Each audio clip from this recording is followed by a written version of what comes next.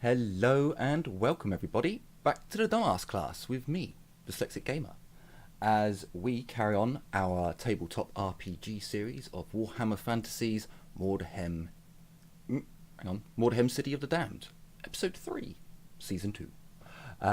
In the last episode, the group had taken control of the castle within the Black Pit settlement.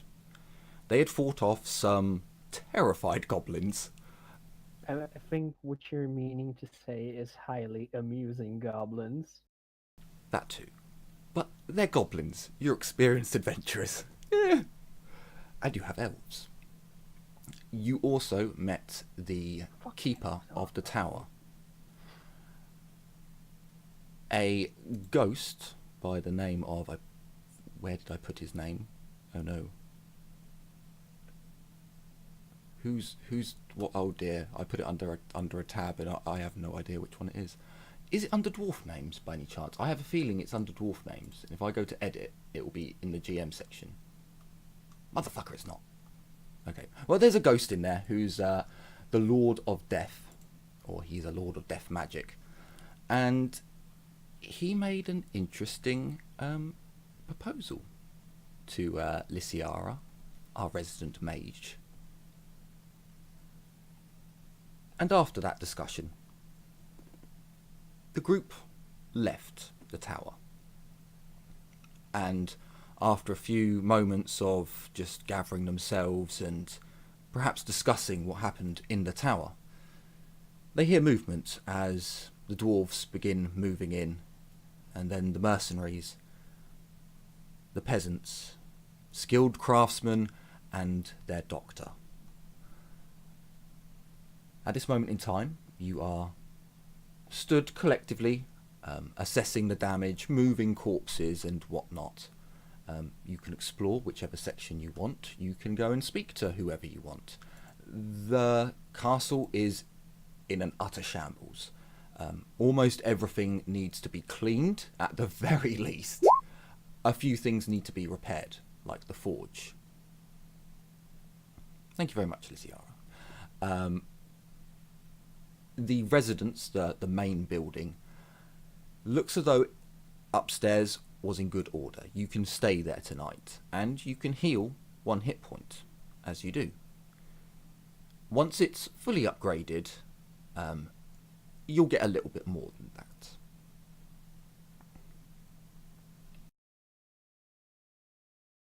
Did anyone get injured? Nope. Injured. Had it not. Nope. It's fucking goblins. I was expecting it to be like somebody had actually failed agility. I forgot about it and they took like 2 damage. Somebody stubbed their toe somewhere. Yeah.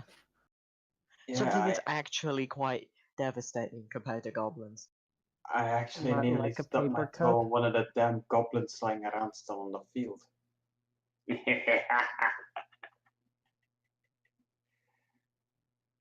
I know what gonna laugh about. Oh,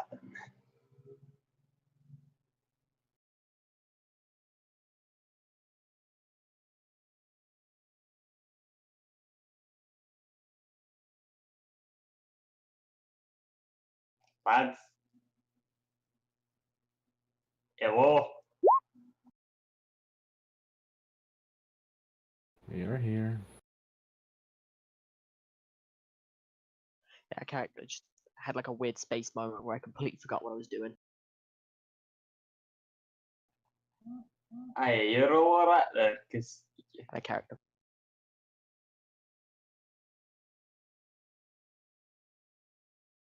fine, if was- you don't want to say anything, I'll just go see what I can fix.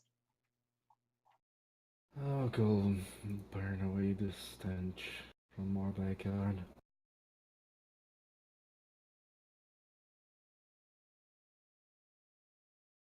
So we're just gonna see if there's anything large that needs moving out from anywhere.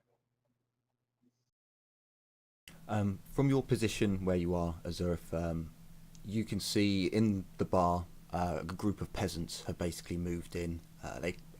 All of you can see this. They appear to have cleaning gear with them. You can see a couple of craftsmen through the window. Actually, he should be there. Through the broken window, and he appears to be measuring up, looking around, tidying up.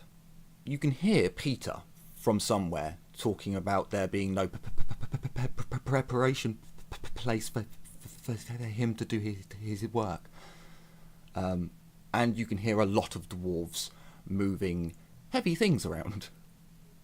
I'm gonna help the dwarves move heavy things around. I'm sorry for the brain fart, but who's Peter? Peter is the doctor from Siegfriedhof. You met Actually him knows on what he's doing. you met him on one or two occasions, but your party's been quite lucky to avoid him for serious care. Yeah, you got Gabrielle, and she has like a just about 40% chance of successfully healing you, which is about the same as Peter, or what Peter was like. Mm, that is indeed inspiring, isn't it? What, Peter? Yep. Peter's a fully trained surgeon. Are you thinking of the butcher, the guy from the other place?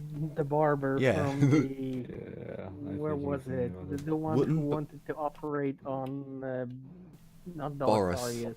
Boris, yeah. Boris. Yeah, was it Wurten Vertbad, the capital of Yeah, I think it was I think that guy Bourbon. was gonna fully complete whatever he intended to complete, just not in a way that anybody wanted. You know, Least of all Peter's not. Boris. Peter's double that and Yeah. add some, and yeah. It's just you guys So have we- never got truly injured enough to where you really needed him. The only What time, we we're have saying is that multiple Peter times, actually knows his shit. well, Every the only time we've had it time, happen, the only I've used the time healing that pulse to fix it. the only time that there's been a real, I could have fucked one of you over was Azorith with his arm, but he had such a long time to have his arm repaired. It wasn't real. I didn't see the point in like him losing an arm for being a hero. So it's like, yeah, well, it didn't say demolished. It said battered and bruised. But for the most part, you guys have been, no missing legs. No, he's there in case you do need to save a leg or lose a leg. But as Azurf, you go over to help out the dwarves. There's a bloody lot of them. You weren't quite aware of all of them when they were travelling along in a group, in a caravan. But now that you're actually, like, they're all in one forge, yeah, you got a decent little retinue there. You can see that they are basically chucking out all the scrap that the goblins had gathered. I would be helping the dwarves. Sure.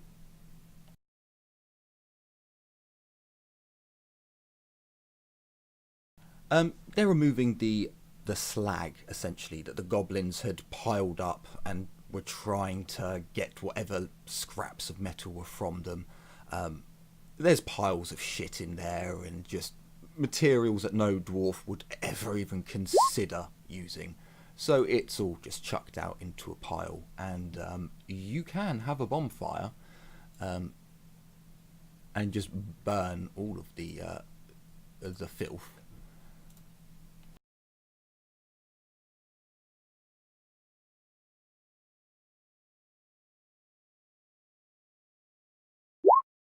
I forget we have a well, don't we? You have 3 wells. Do they have? Do the peasants have like bucket and rope on hand to collect water? Yes, you would know if you go to the front and you see them unloading Better materials we paid from the... We paid money for that. Well, so the dwarves supplied... You basically paid their pay and their food.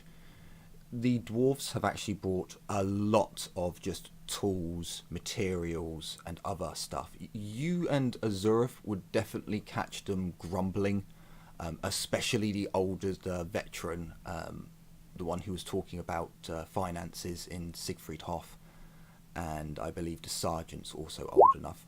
Hagrin seems like quite happy. He's still got a little bit of youth left in him. The grey beard has not taken over fully, so he's opportunistic.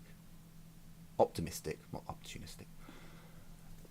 He could be opportunistic. But they are, to answer your question, they are gathering tools and things from the convoy, the caravan that you have, and bringing all, basically, they're slowly unloading all of their shit into the caravan. You would probably see that some of your mercenaries have taken up positions on the walls. And I'm guessing our loyal attendants, aka Bill and Ted, who are probably still being overpaying for the year. Bill and Ted are nowhere to be seen. That's not good. We're paying them to be seen. Depends if they still work with us or if they've moved on. No, they were with you. No, they're still. I'm pretty sure they are still with us. I'm not gonna worry immediately. Instead, I'm gonna worry about more important things. Is the well water safe to drink? When your So immediate you concern- draw some water up from the well, and you look at the water. You pour some of the water out. It seems clean. It's not too cloudy, although you are pulling up from a well, so it's not like our water nowadays. But it seems perfectly fine. The well does seem extremely deep. Like as you chuck a bucket down with some rope, it goes a long, long way. But there is a satisfying splush at the end. Well, maybe not so much slush, as the empty bucket hits and slowly goes under. You don't feel the bottom. That's something was important to note. You don't feel the bottom. If you let out the entire length of rope, which I believe, I will double check how long the standard length of rope is. I believe it's 20 feet. And if you hold on to the very bottom, at the very end of the rope, you do not feel the bucket bounce off the bottom. It's 10 yards. 10 yards doesn't seem very deep. I'm sorry, 10 what? Yeah, I know. I'm struggling to. When was the last time I used it? 1 yard is 3 feet. That Oh, helps the standard absolutely is 20 nothing. yards. So it's about 60 feet if you just buy rope normally, but a bunch of careers come with 10 yards for some reason. 1 yard is about 0.9 meters. Better. Thank you. You're welcome. Okay, so just to use meters, we'll say it's about 10 meters deep. Hang on. 10 meters, which would be... Yeah, no, that's about right. Extremely deep for a well. You're not sure why. If you'd like, you can check all the wells. That's my plan, and I will check, even though I can't do the great check, I will check them in case they've been poisoned with my cool amulet. As you drop your amulet into the bucket of water, it stays the same colour. There's no poisons that have been added to it. I can tell you, as you check the well by the forge, you can hear the dwarves grumbling and moving things, and occasionally Azurif and Wilmhelmer can be heard. That well seems, again, surprisingly good, extremely deep. But it's the one by the tavern that gives you reason to be concerned. And sorry, I didn't describe the wells. The wells are stone. They are stone lined all the way down as far as you can see, until the darkness takes over. It is decent. It is extremely well built for a well. Most towns do not have a well built as sturdily as this. But as you come round to the well behind the tavern, you see one of your craftsmen.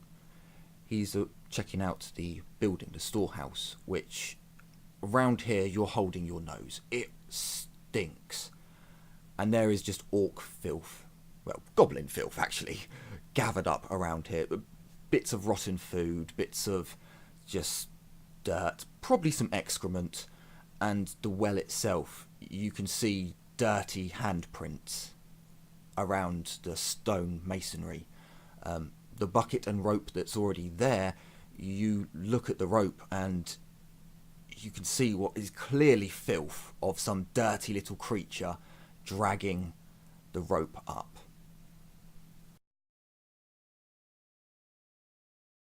We aren't using that one. And then I'm gonna yell, "The well by the tavern is unclean. The other two should be good. It's not even worth testing the one by the tavern, considering that the goblins appear to have been in it." Salted, burn it. It's a well. Both. You can't really do much. The craftsman does turn to We you can and board it up. we could chuck the stone inside and then, as your comrade, the boss said, seal it up. Better to do that and not risk anyone using it because they're desperate and Look. foolish. There's one left. There's one left. I'll put it on the priority then. And he comes over and he'll shout for a few peasants and they will come over and start assisting him in essentially scraping out the mortar and slowly dropping the... Before they all do that, I will go through the habit of I'm gonna carefully lower just some rope. Like, it's gonna be a bit of rope we don't mind destroying, and I'm gonna see if it gets into disgusting foul sludge. Because I'm not wasting a perfectly good bucket on what might clearly be tainted well water. As you drop it down, again it's extremely deep, you can feel as you break the surface of the water with the rope. You dip it and bring it back up. Although the water, it doesn't look as clear as the others. It doesn't look like sewage. It doesn't look like waste. As the peasant starts getting to work, he actually brings up the bucket and rope that was already there. After he touches the rope, the smell comes out a bit as he starts agitating the material. He brings it up, and the bucket seems clean. The rope seems the worst. And as he pours the water out a bit, it's definitely not as clear as the other waters, but it's not like foul, rotten stink. It appears as if this is the well that the goblins were using. We should seal it off for emergency use then, based on that water. And if we can, replace the stone. I don't trust it to not poison water that goes through it. Yeah, well, we can clean it with salt and just leave it for fire use. Best use it for that. He use looks it for around. cleaning out. He looks around, and well, it's the only well in this part. Good idea. Limited to fire use in the outhouses. Amazingly, the outhouses have not been touched. They almost smell clean. Madness. Almost. It's a Compared to wooden. the local area, they smell clean. It's a wooden shack was about- outside. I was about to say that sounded impressive because, I mean, there were goblins around. Then I thought, goblins wouldn't use an outhouse. They wouldn't take the trouble to go to an outhouse.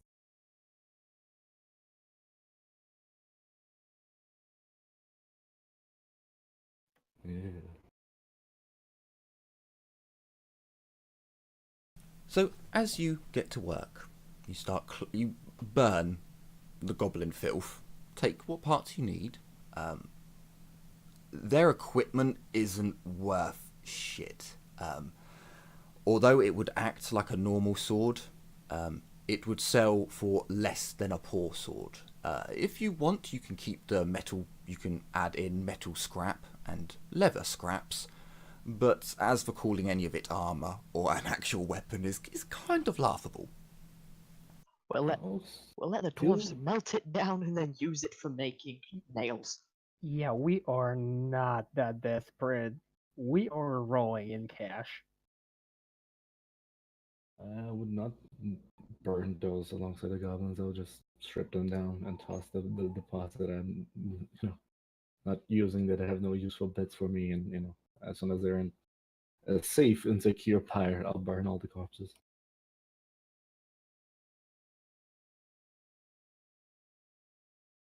And as you do, you all set about getting to work, and the rest of the day very quickly disappears. Evening falls. You all gather in the house. It's the only real building that's in any shape to have people living in it. I'm not moving all the assets. There's like 30 pieces on the board, so they're in the house. It's very cramped. Even upstairs, you find that although you may have hoped that you would have got a bed to yourself, sadly not. There are just not enough floor spaces to go around. You might get I'll a sleep bed, outside in a tent. and that you may. I already prepared it. Well, let's bring you inside behind the wall, shall we? The dwarves didn't bring a lot of tents with them. Whilst you've been travelling, you've been using the carts, your own and the ones that the dwarves brought.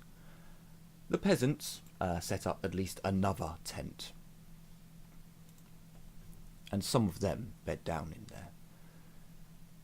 Whilst you were all in the manor, in the kitchen area, a meal is prepared. There is no Bill and Ted, but his carrier pigeon is on the cart outside. Does this carrier pigeon have a message strapped to it? No. It would appear as if, well, from when he was travelling along with you, driving the cart, he would put his pigeon on an upright that is on the cart. And he'd just have it sit there, put a bit of grain there, a bit of fodder for it to eat. Anyone seen Bill or Ted? No. Can you make memory tests, please? Sorry, intelligence tests. Intelligence, I'm actually good at that. I've got a problem with my mouse at the moment where sometimes it double clicks. That'll be the first one. 11.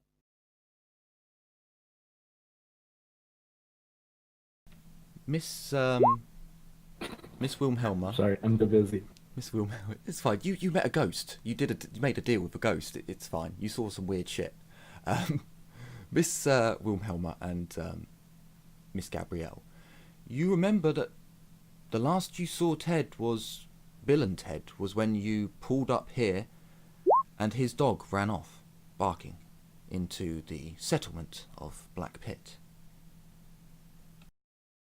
I think they went into the settlement proper.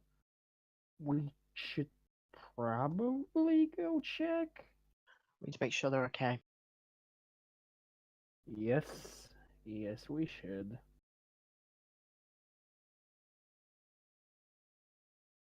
Azareth, we need to go find Bill and Ted. Alright.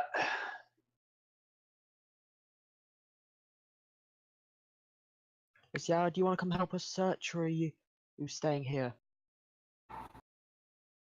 Honestly, I think I'm gonna have enough time to research this tower alongside Darius. I'll go help. I could use the exercise.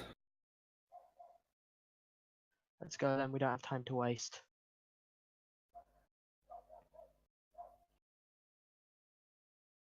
Okay, so the four of you head off into the Black Pit settlement. It's not far, and you know that Ted drove the cart. Bill drove the cart here. So you do what? How would you like to search for them?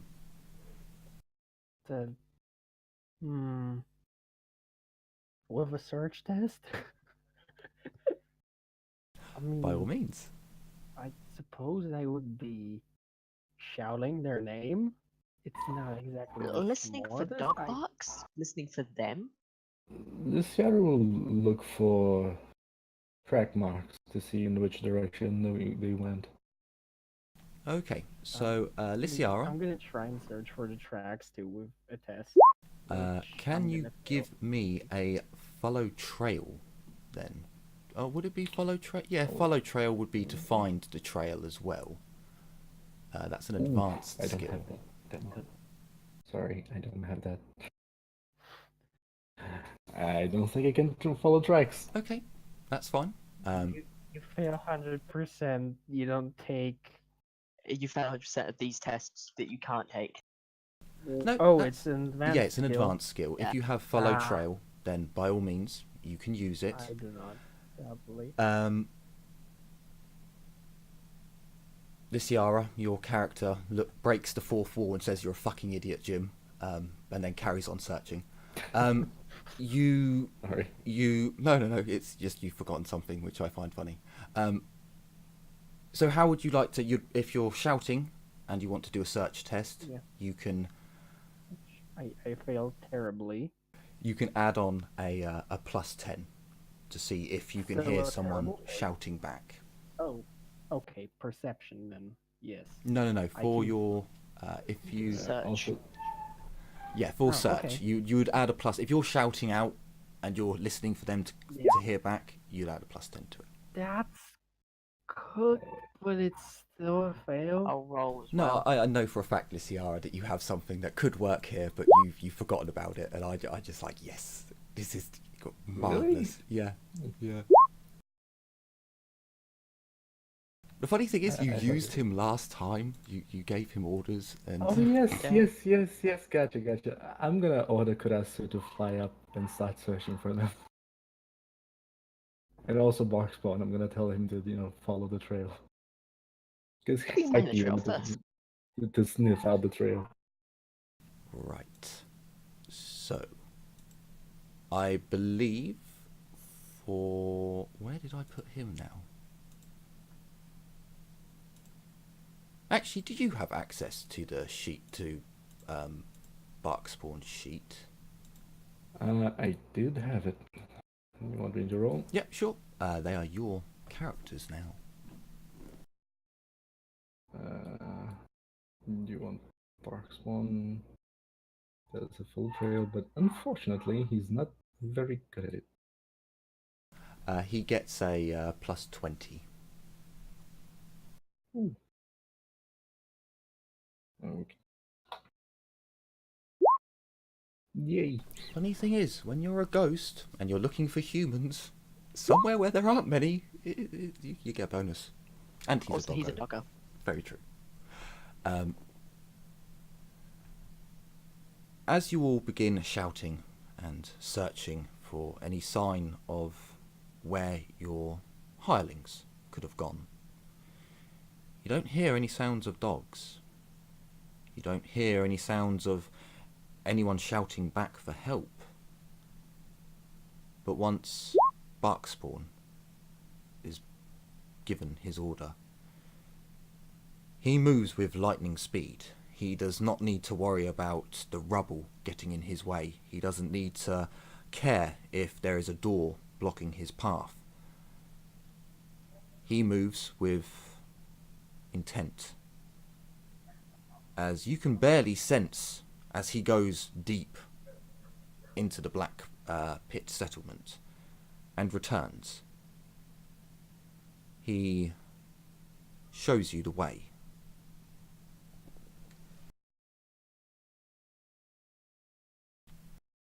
Oh, boys and girls, come on, let's go. And I was just start following Barkspawn.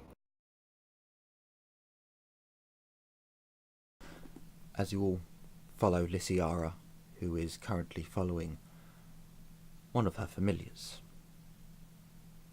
you are taken down alleyways, cutting through buildings, and occasionally going through areas which are a little bit tight for you all to squeeze through. But Barkspawn doesn't have a human body, so he knows not what he does. But eventually you find a burnt out remains of a building. Its timbers have blackened and weathered.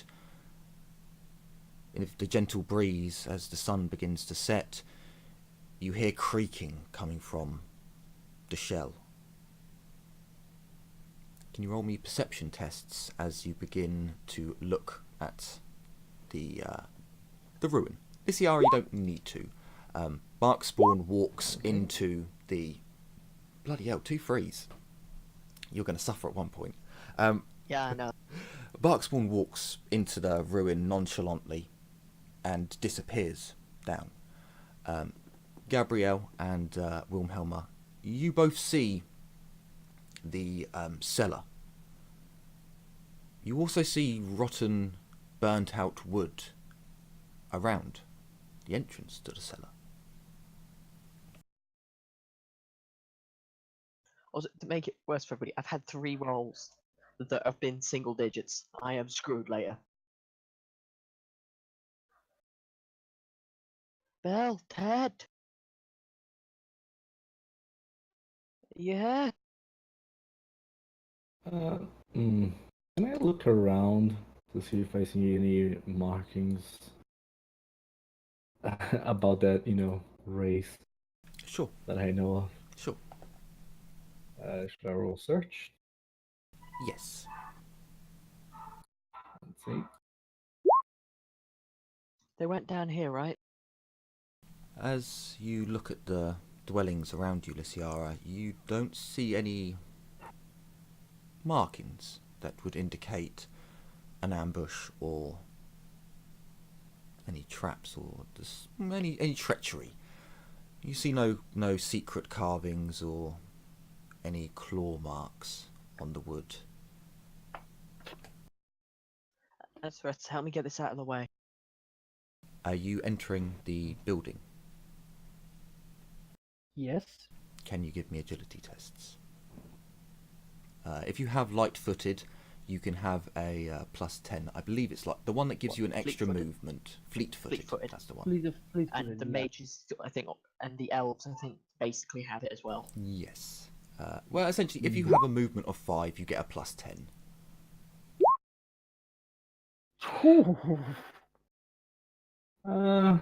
Is this to climb down things? This is you moving in the building. As you enter the husk of the building. Okay, because I can see myself failing. Let's see. Yep, I failed. I wanted to know because I do have a spell that could help me if I have to climb down things. It's kind of like how technically I can roll a skill instead of agility for falling. So as you move into the building, you are careful to place your feet on firm boards. You know that there is a cellar here. You can see the entrance and you can see the burnt out timber that appears to have been smashed through, or at least broken through. As you begin to move closer, can Miss Gabrielle give me another agility test? Mr. Azurf and Miss Lysiara, can you both give me agility tests? Flat? This for you, yes, flat. For Azurf and Lysiara, because you're elves, I'll give you a +10 because you're meant to be dexterous. Because I also had fleet-footed. This isn't to do with fleet-footedness. Did you give yourself a +10 on the last one? Yeah. Okay. Yeah, no, that was just because they're elves. So as you move in, Miss Wilhelma, you've, in your time, perhaps back in your day, been in a burnt-out ruin before. You know I that mean, everywhere. have you ever tried navigating the ship that's being boarded? Oh boy, that takes some footwork. You know that fire hides a million sins, and wherever you put your feet could be disastrous. You look at the floorboards and you try to find the most secure parts. Parts where underneath the floor there would be a joist. Your comrades are equally as careful as they enter, but through experience or just dumb luck, Miss Gabrielle steps and the floorboard gives way. She loses her footing. As Azurif turns, he bumps into a wooden support that has been ravaged by fire and is blackened. It collapses as Miss Lyciara stumbles backwards, also stepping on a broken floorboard. However, Mr. Azurif is able to catch the support as Miss Lyciara catches herself.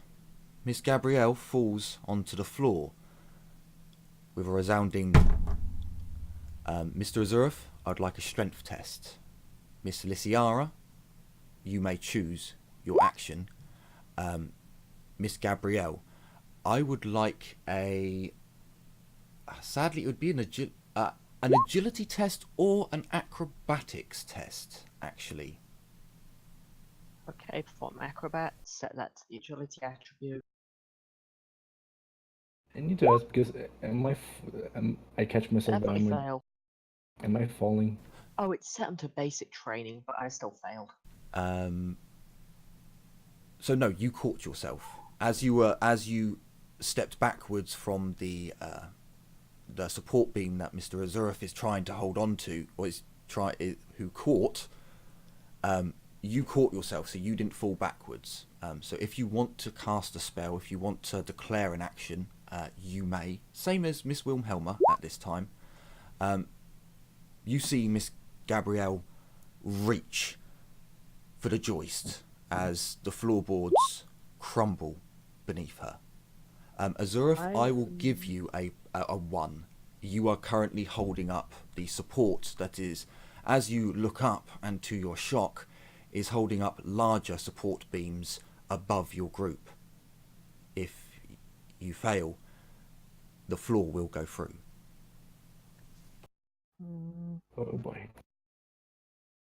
Shit. So, for the I have- moment, Miss Lyciara and Miss Wilhelma can take actions. I would probably throw myself to try and pull Gabrielle up. Okay. An agility test. I will give you a +10 because you succeeded in your movements. You know where you can plonk your feet down hard. Ooh, I'm skirting that line. And you do. As you hear the floorboards go and Miss Gabrielle you dive backwards, landing yourself heavy, but where you trod last, you have a firm hold of her upper forearm with both your hands. Miss Lyciara, is there an action you would like to take? I'm gonna make sure I'm not putting pressure on the floorboard, so I'm gonna cast something on myself. Sure. You can start levitating. I'm gonna use Skywalk. And I'm gonna use 2 magic. No, I do have a general success. Do not have an eagle feather. There you go. Haha, roll on the fun chart, bitch. Oh, Glorious. I I had love level it. 7. Oh boy. I love it. Minor extended. Let's see. Hopefully. Lovely. Could be worse. Maybe, maybe not.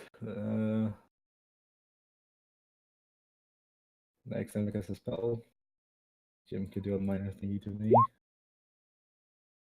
Hey, it might be unlucky, and you might get 100. Okay.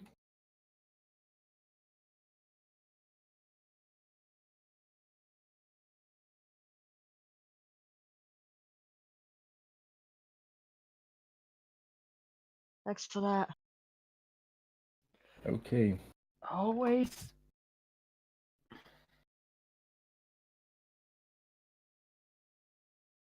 At least I'm no longer making any more, weight on the floorboards, but Jim is rolling something in the darkness. Okay, so, Miss Lysiara,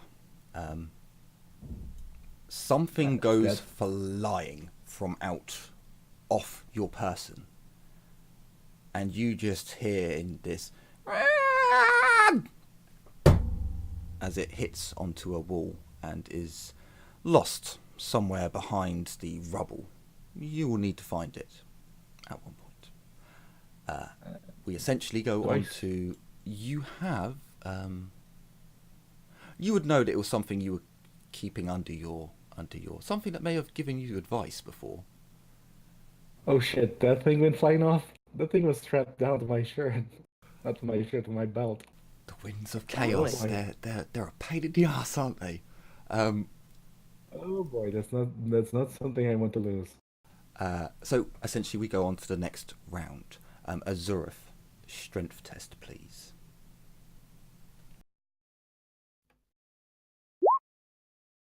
Well, I'm spending my one fortune again on that.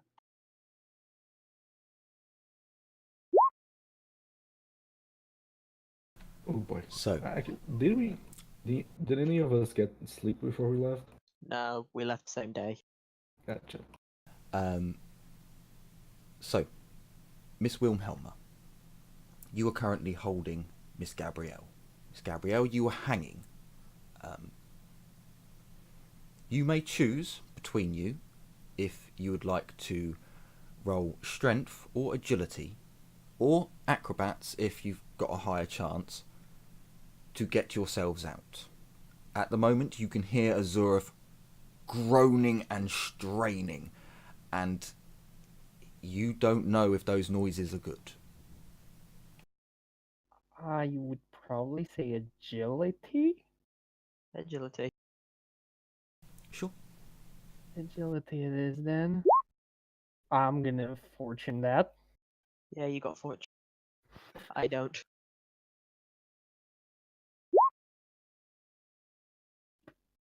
Okay. Nope. As you heave and pull and try to swing as well to try and get the momentum so that Gabrielle can get her leg up onto the floor. Miss Lysiara, you have a full action. You can see that Azurith is making horrendous noises. You don't know how long he can continue making such noises before he blows a vessel or perhaps pops a hernia. Oh boy. Thing is, I'm not strong, so the chance of me being able to help. Actually, I have a question. Do I see any beams I could use to help support the structure? Any loose beams around?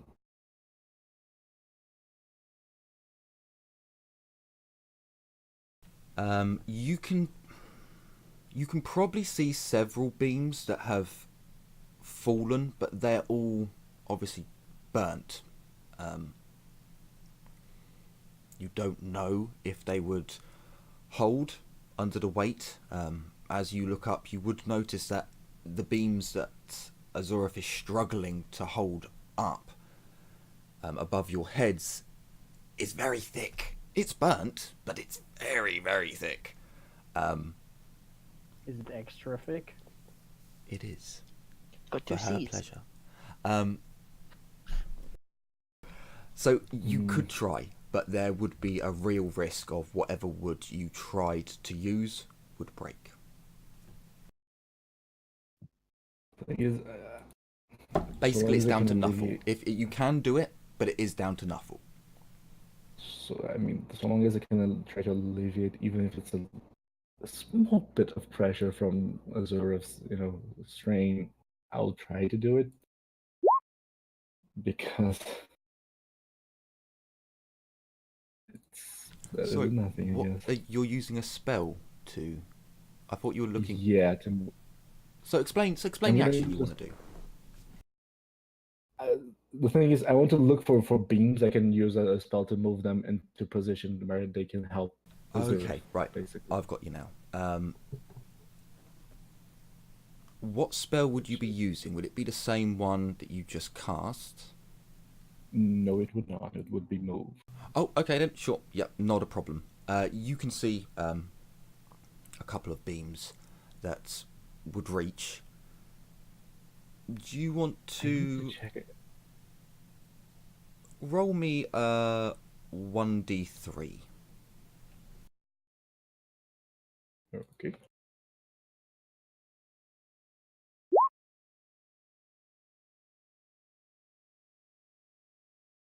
Okay, so if you'd like to cast your spell.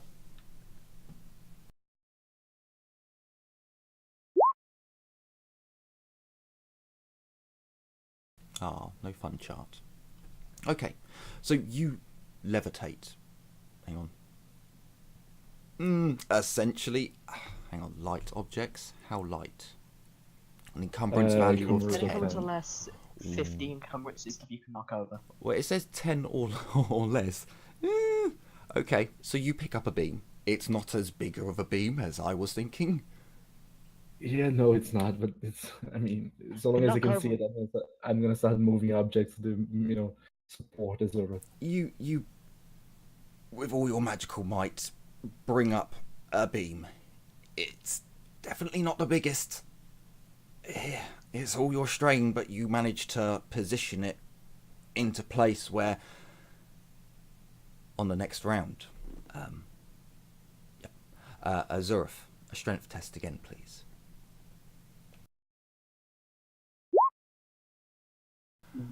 Unfortunately, he just cannot hold the beams up. As you just hear Azurf, it drops and hits Miss Lysiara's beam. You hear the beam crack, Lysiara, as the Yeah. blood in your veins just shit. Miss Wilhelma and Miss Gabrielle, you have 12 seconds to get your asses out of there before a beam falls. Make your tests, please. Whichever ones you would like. Hey. Well, not whichever, the ones from the ones before. I am out of fortune, I believe. I'm No, gonna. wait, I still have one.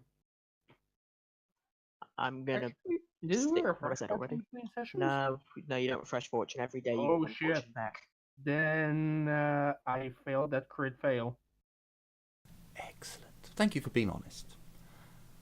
Sorry. It's a As- bit like how I'm being honest with you, the first one, not second. As the Fucking beam mouse. falls, Lysiara, you watch. Nothing that you can do as the beam crashes into your allies. The three of you who are not floating, well, two of you who are not floating and one of you who's dangling, you fall through the floor. Miss Gabrielle, you take less damage from the fall, as fuck me, my rolls are on tonight, as you're only taking half. You were much closer to the floor. However, you fall awkwardly. You take 5 damage, removing... No, because you're falling, you remove your toughness, not your armour. No, you move your armor. Is it your armour? Not your I'd rather toughness? you. Yeah, you. No, it's you don't get your armor. I thought. Yeah. That's, you meant the other way around. Like you remove your toughness. you remove your toughness from the damage soak. Yeah, your toughness is what saves you here, not your armor. Yeah. Does my amulet still apply? The one that's giving you an extra soak. Soak. Yes, because I believe that's your Ignores armor piercing. if You said it was just soak. if it says for armor, then it wouldn't. If it says for soak, then that would be your toughness. So it would. Book it's from? Because you told me it was soak, so it's toughness. I only Realms take of one damage. Sorcery, I believe. For Miss Wilhelma. Oh, sorry, not that one. Well, actually, these are GM, so it doesn't matter. You take 4 damage. Should you take a little bit? 4? Yeah, you take 4 damage because you're falling. Okay. But no, I'll just do it easier. Yeah, you take 4. Azureth. Fuck. I'm sorry, you take 10 damage as... Wait, does it ignore only armor and not the toughness? Just armor. Yeah, just armor. Then I take no damage.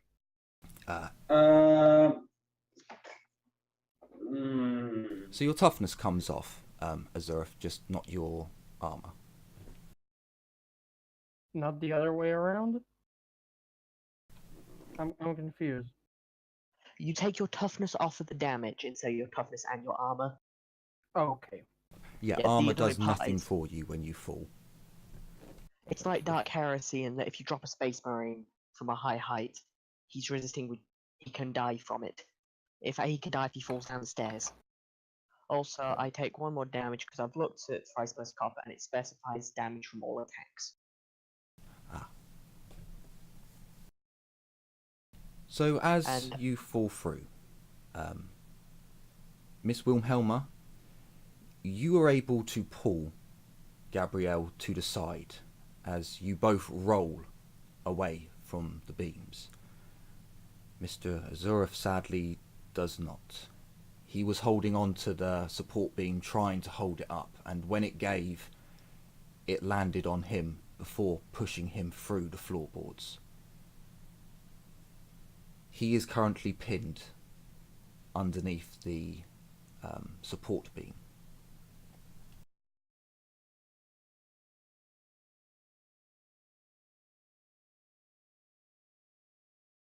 Azureth, you okay? Ow! Let's get this off you. I tried to keep it up as long as possible, but I just held it wrong, I guess. It's my fault. I shouldn't have looked where I was stepping. Well, come on. There we go. I'm gonna help with the beam too. Sure. Yeah, I'll float. No, Miss Lysiara, Yep. as you're hovering above the floor, you can see a large chunk of floor has fallen through. As you look down and you see your comrades helping Azureth to get the support beam off of him, you can see 2 other people down there covered in debris. They are bleeding, and it looks as if they're unconscious. The 3 of you who are down there, essentially with all 3 of you, you easily get the support beam off of Azureth. We lift enough that him to push it off. Yeah, basically. There's 3 of you helping, it's not a problem. However, you need to make toughness tests. This is against spores. So, I count spores as poison. So, Azureth, as you're pushing and heaving and breathing heavily, your head begins to go fuzzy. Miss Gabrielle and Miss Wilhelma, you can see beams of light, and there is something mixed in, not just dust, something other. You feel odd, but you're able to hold yourselves together as you two, Gabrielle and Wilhelma, see Bill and Ted and their dog lying on the floor. Blood, yes, not enough to be fatal, can you two roll... Actually, plus Lysiara, can you roll me perception tests? Lysiara, you gain a plus 10. Would you gain a plus 10 from where the... No, you don't actually. You take a minus 10. I take a minus 10, okay. Miss Wilhelma and Miss Gabrielle. You can see as you peer into the corners of the room, and you briefly took a sniff of the air before covering your mouths. There is fungus growing down here, and it doesn't look normal. A small glow is coming from it. And as you look into the darkness, it almost looks as if there's a light beam, as there are small particles glowing.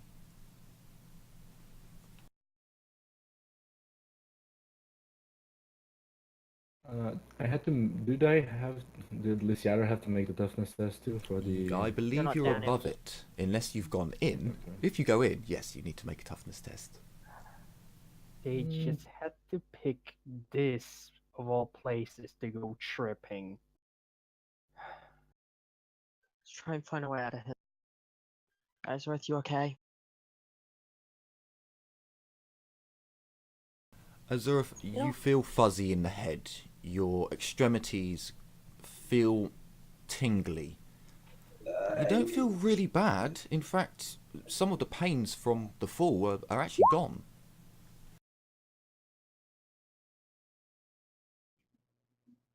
I have a feeling something's wrong, like I'm losing. It's the spores. Ah, shit. Sarah, can you steer away? Yeah, for us to get back up. Sorry, I will. Sorry, I should have said with your perception. You do see the stairs going up. They're burnt, but they're not nearly as. You can see wood. They seem like they might hold. They're singed but not burned to a crisp. Yes, very much more burnt at the top.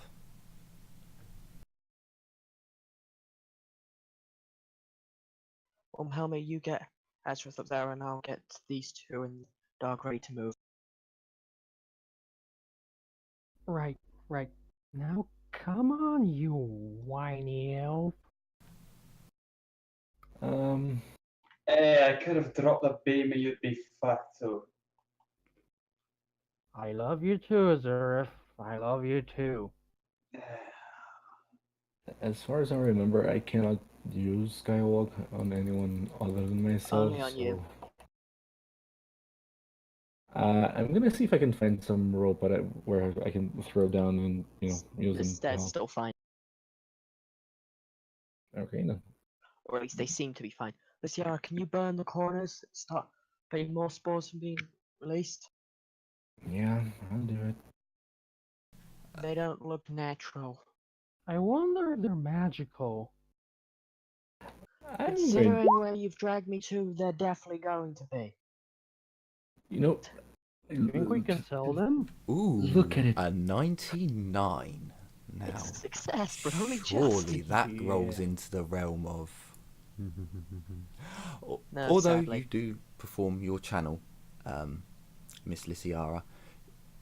can I Whereabouts? actually do a magical?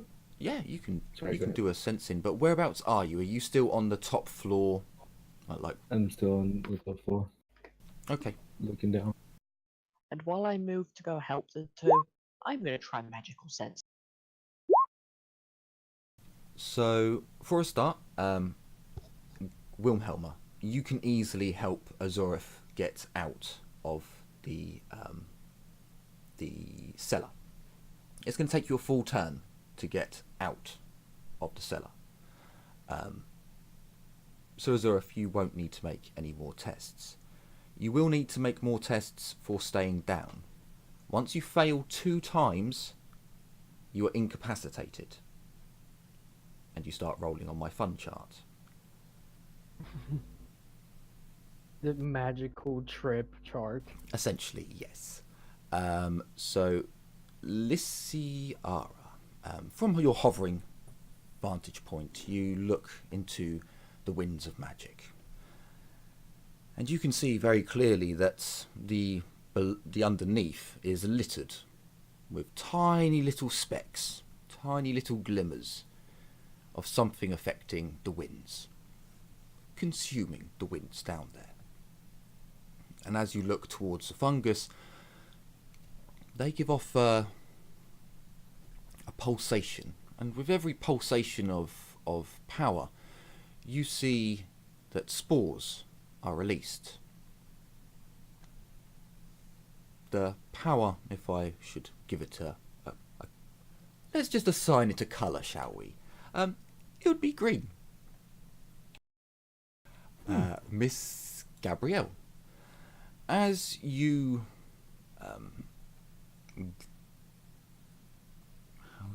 how is it stated? As you seek divine help, you look into yourself, and you open your eyes again, and you see the world in a very different light. No longer do you see the physical realm as it was. You now see the chaotic realm, the realms of magic, the realms of impossibility, yet through a filter. You do not see it as Lysiara does. The colours are not as vibrant. The feel and the texture of the winds caressing your body is dulled. Your god protects you in this way. But you do see the sprinkling and the particles of dust that, yes, in the material realm did shine slightly, but now they pulsate with a faint glow. And as you look into the corner, you see the fungus, and as Lysiara saw, only dulled. You see a pulse of greenish light, and more spores come away from the fungus itself.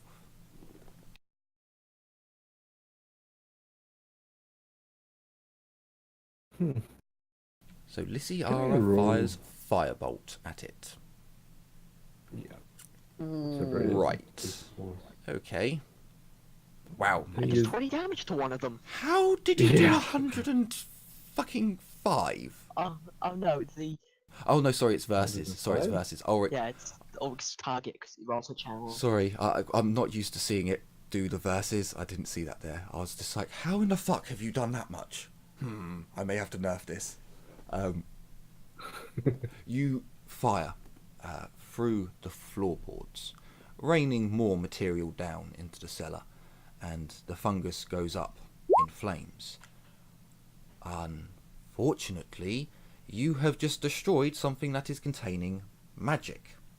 So, there is a massive explosion as Bill, Ted, and Miss Gabrielle are caught up in it. You know, now that I think about it, I should have probably rolled academic knowledge before I fired shit. But it was like, the thing is, she's like, "Can you burn these things off?" I was like, "Okay, fine." And I do it, and while I'm doing it, I start sensing the winds of magic, and I go like, "Oh no." So, how do I know who I wanted. Like, as I hit the damage dice, I know who I wanted it to go to, but now I feel, yeah. Gabrielle, roll me a 1d3. I'd rather let Nuffle decide than actually. Please don't let me kill the dog. I don't Thank. like. Oh shit! It's hitting me Shit! out. The dog. That's good. Okay, so Lysiara, sorry, Gabrielle. You take 3 points of fire damage. You will need to make an agility test in order to not be on fire. Bill takes 3 damage. Ted, unfortunately, takes 10 damage. Sorry, Ted. I don't take any of the initial damage, thankfully. And But I'm on fire. And the dog takes 9 damage. Shit, how much health does the dog have? It's a mangy mutt. I don't think it's got that much. Not much. I don't Oh boy. think it's... Did I just kill a dog? Quite possibly, yes. I'm gonna check war dogs and they'll you can scale down. It's not a war dog. That's the issue. I know, but I mean, because it's easier for you to scale down the health from a war dog if you know what the war dog's wounds are base, which are 10. I really don't want John Wick to start pursuing me. Oh yeah, in it's dead. Warhammer. It's well dead. Does it's tough? No, it's dead. It's got 6 health and 2 toughness. The dog goes up in flames. Ooh. Just a crisp. Goodbye, homely, smelly dog. So it was Ted that took 10 damage. Take away his toughness. By the way, they're both on fire. They're unconscious. He takes 7 Can we roll damage. to put them out? Just Lysiara, you would notice this as the fireball dissipates. You see 4 torches down there. One's a lot smaller. The spores, they're gone. They're no more. Miss Gabrielle is screaming. Bill and Ted are on fire. Mr. Azurf, you are at the top of the stairs. You'll need to spend a turn upstairs before your extremities are no longer tingly. You can run down there and help. There's a -10 to all of your abilities, to all of your stats, whilst you are head's fuzzy. Miss Wilhelma, you are free to do whatever action you like. Miss Lysiara, you are free to do whatever action you like. We'll start the turn off with Miss Wilhelma. I would like to put Bill and Ted out. You can only do one. I don't want a closer one then. Okay, cool. Do I roll my new turn agility test to see if I put myself out? So you jump on Ted. You saw Ted take the biggest hit. We will get to you, Gabrielle. I want you to have help. Mr. Azurf, what are you going to do? Ted is sorted. He doesn't need another person.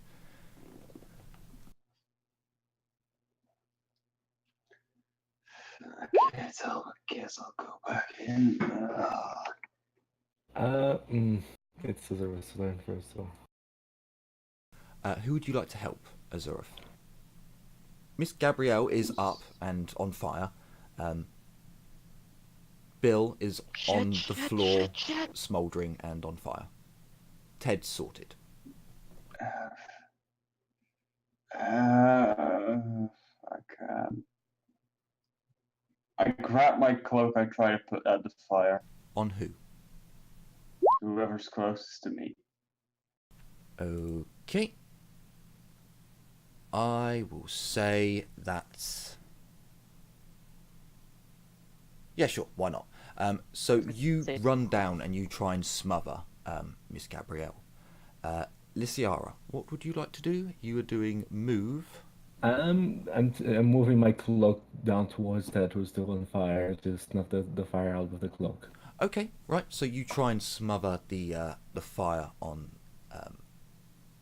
on Bill. Bill's the Ted sorted by thingy. It's just because I've got Ted's sheet open because he took the most damage, but to sort out Bill. Miss Gabrielle, you now have Azurf assisting you. Rather than have Azurf, well, or would it be the other way round? It would probably be the other way round. So, Azurf, you'll be rolling flat. No, both of you roll agilities. Azurf with your -10. We'll see how the rolls go. I'm out. So as Azurf runs down, ripping his cape off, holding it out, Miss Gabrielle is shouting in shock and engulfed in flames for a moment. She spins round to protect her face from the fireball. Seeing Azurf, she rips his cloak from his hands, rolls it up around herself, and just drops to the floor and begins to roll. And you put yourself out.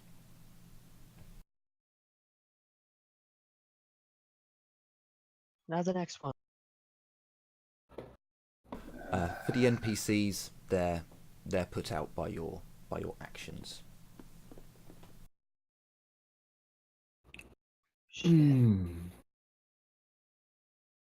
As Gabrielle notices the now dead dog. You know, out of character. Well, in character too. The moment I hit to cast the spell, I was like, should have probably checked with academic knowledge magic first. Yeah, I gave you the warnings. Not even that, the place is dusty. You did. Dust goes up really easily. You did. Not even it being magical would have saved us from an explosion.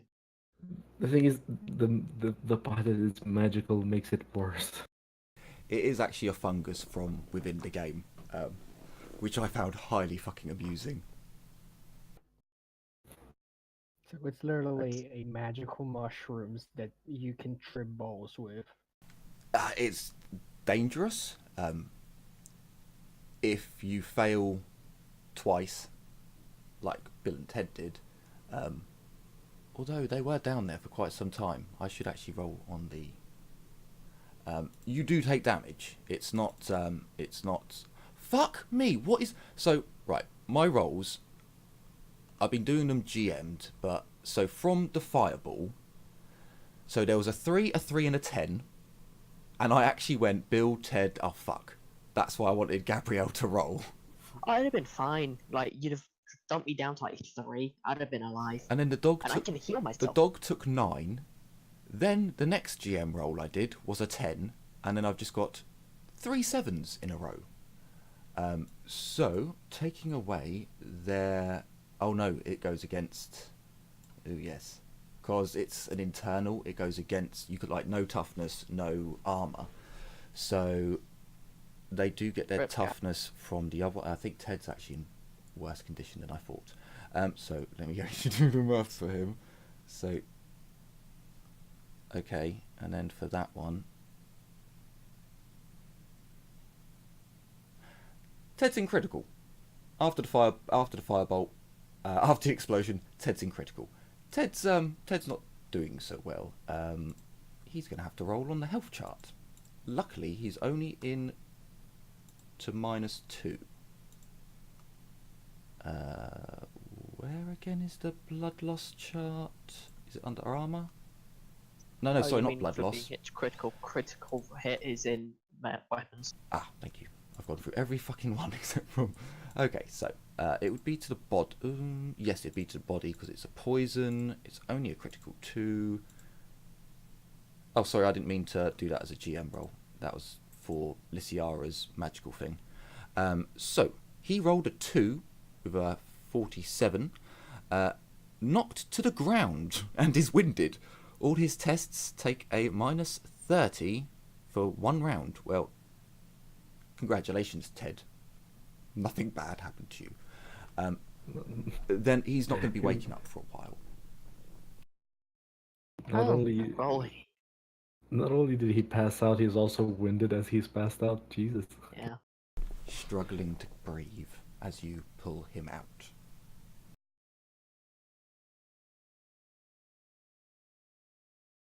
Let's go back to looking at how you use the heal skill. After you're able to pull them out, I'll leave it up to you if you bring the dog's remains. The sun is well and truly set. You have a few, maybe half an hour, maybe 15 minutes of daylight left.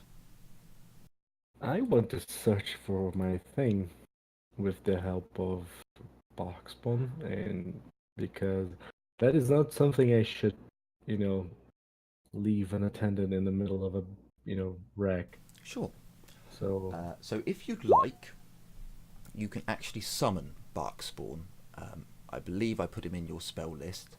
And then he's corporeal. Everyone will be able to see him, but he'll literally be able to walk over, pick up your item, and bring it back to you. Otherwise, he can't actually interact with reality. he doesn't actually have search, but I think I found it. I think he's meant to have search. I may have made a mistake there, because he is essentially, he's a dog, a wolf, combined. Or was it was a war dog and a wolf combined, and he has a couple of the ghost attributes as well. Wolves and war dogs don't actually have search. Yeah, I think they don't have search. They only have follow trail. I'd have to look at it, but Follow trail, a bonus, a plus 20 to perception, and the swim talent or swim I mean, skill. I will. You were there. That is You were trained. floating. I'll give it to you that you know exactly where it went because it had to go in one of 4 directions. So you know, like, oh, it went to my left. You didn't hear it land in the pit. You know it hit the wall and went into the detritus there. So, if you want to walk across the floorboards, go ahead. Oh shit, you're floating. You're floating. Sorry. I'm gonna Sorry. I'm gonna float there, pick it up. Yeah, you float over there, and with your elven eyes, it's a white skull in a black background. You float over there, looking from above. You're like, ah, there it is. I'm gonna pocket it and whisper to it. Don't ever fly away from me again. That's not good for you or me. The bindings that you had attaching it to your belt have completely broke. I'm gonna put it inside my sling Sure. pouch. I'm gonna tap it, and then I'm like, okay, all safe. And I'm gonna recast the spell on me because I don't want to stop floating. And I do think it's time. I'll give it. How long does it last?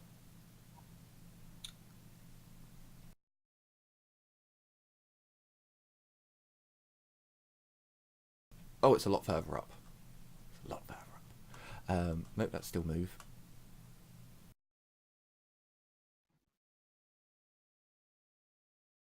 I'll give it to you. It doesn't actually say a time limit. So yeah, no, I'll give it to you. It's been like 4 turns. So, a minute isn't exactly that difficult for a mage of your caliber. Cool. Sorry about that. Hamster was gnawing on his door. So you have a couple of options. You can run back to the castle, and you can get a couple of people to help you bring a cart down, or you can try and manhandle the 2 people.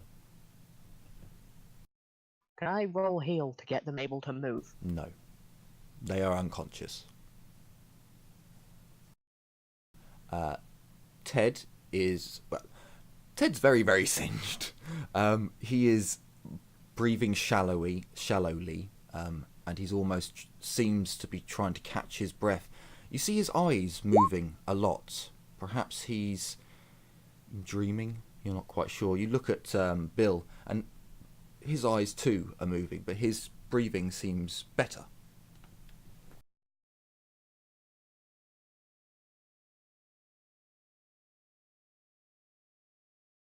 You can heal the fire damage that they both took some fire. I'm not going like, oh yeah, I'm using healing pots to heal shit tons of wounds. I'm gonna go with, I'm gonna roll heal to heal 1 wound. Because there's no way I can do much more than that. You can definitely do something for their burns. That's a given. That's a physical thing that you can help with. Yep. What they've ingested by breathing, very little. Without waking them up and force feeding them puke stuff. Well, no, because they've breathed it in. They've inhaled it, which is even worse. You would need to be a trained surgeon to know of anything that will help with respiratory in this era. Why do you think it's force feed them throw up stuff? I don't pretend to know what I'm doing. Just speaking, I'm nearly as good as a surgeon. I just have a surgeon talent. Because I'm like heal plus 10. But yeah, that's the first one. So the one that's got the best chance of survival got healed. Did you use a was it just a heal test, or did you use a bloody... I used a healing poultice? But I'm assuming it can't really heal them because it's like, yeah, most of that damage it's going to heal will immediately go into, what's it called? I can say I can take one off my sheet to say I've used it. Yeah, and then you just stop the healing. If you use it healing poultice, I can tell you, for a fact that Bill, his fire damage is completely healed. That's sorted, his wounds. Ted's, well, you failed the test, but you've covered them up. And of course, I have alcohol. So we all. Admittedly, I'll give you this. You don't need to put alcohol on their burn wounds. The burns themselves kind of sterilised it, especially considering they weren't down there that long. They were... Oh no, it's for my Nazareth cuts and bruises. Ah, okay. Oh, and Wilhelmus. So I'll take off. I think it's 2 alcohol because I use like 1.5. I'm actually fine. Like, I'm Oh, yeah, totally you didn't take any fine. There's, damage. there's no need to waste alcohol on me. I mean, I can drink it. No, you don't get to drink it, so I only have to use 1. Sure. Spoken like a true seaman. I mean, can I refuse free alcohol? You can if it's wood grain. Would you like to get a cart, or are you going to carry the 2 men back?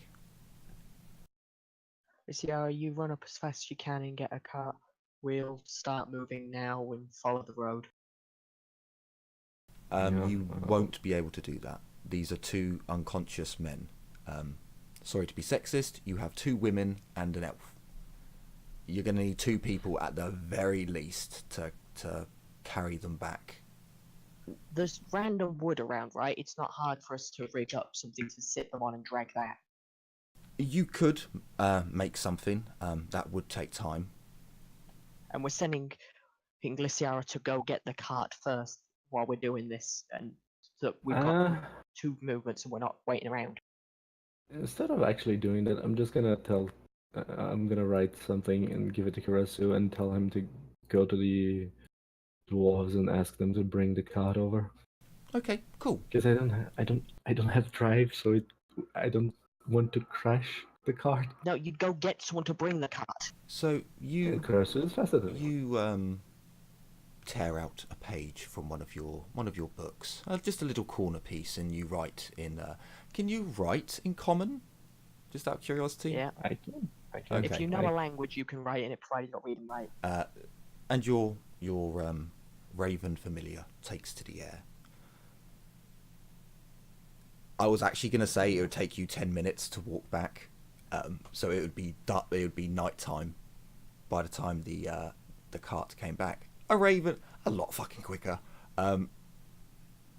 Within 10 minutes, they'd have because they've got the carts outside. They've been unloading, so within 10 minutes, you can hear the sounds of who actually has. It's just going to be a labourer.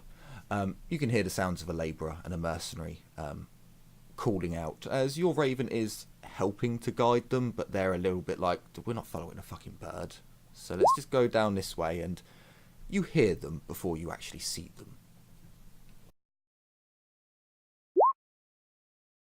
I'll shout them to come my way or follow my Raven. Just follow the Raven. He can guide you. With some shouts back of, fuck, it's a Raven! Well, you fucking heard her, you moron. Oh, yeah, okay. The cart soon appears, and with some movement, they turn it round and help load your 2 wounded hirelings into the cart. You make your way They're back. comrades. I overpay them for a reason, after all. You make your way back, Yeah. and Peter is the first on the scene to check what's happened, and he informs you to take them up to the beds. There are 2 rooms with 2 beds. He tells everyone that they are not allowed in those rooms tonight. After they go placed in beds, you will enjoy your now cold, maybe it can still be warmed up a little bit, but well overcooked meal. I will get Peter to do some rolls for the other 2. As you eat your meal, thinking of already the horrors that this place has shown Lysiara, really wishing she had done her magical theory. Yeah. You get a good night's sleep. And now I need to do the heal rolls for me and Azareth. So is Azareth heavily wounded? I have 7 HP left, so. You're not heavily wounded. You recover 1d10.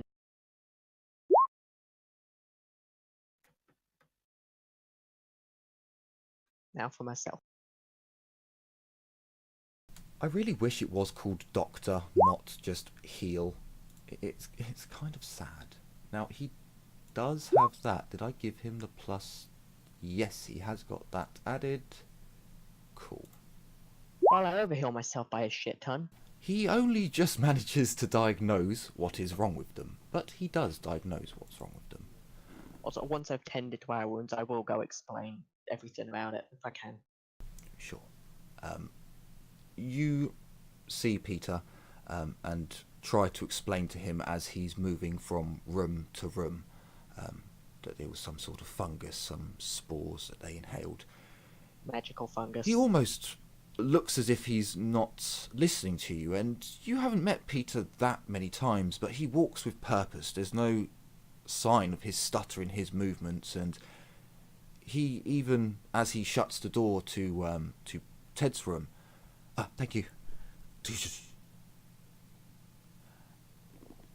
Half an hour, maybe a little bit less later, a foul smell emits from upstairs, and Peter, with a mask on his mouth, over his mouth, comes out of Bill's room with a device in his hand and quickly makes his way to Ted's.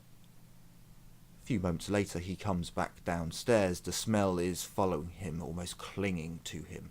It's a pungent, sweet odour mixed with herbs and ungodly spices. It is very strong. It appears as if they should make a full recovery in a few days.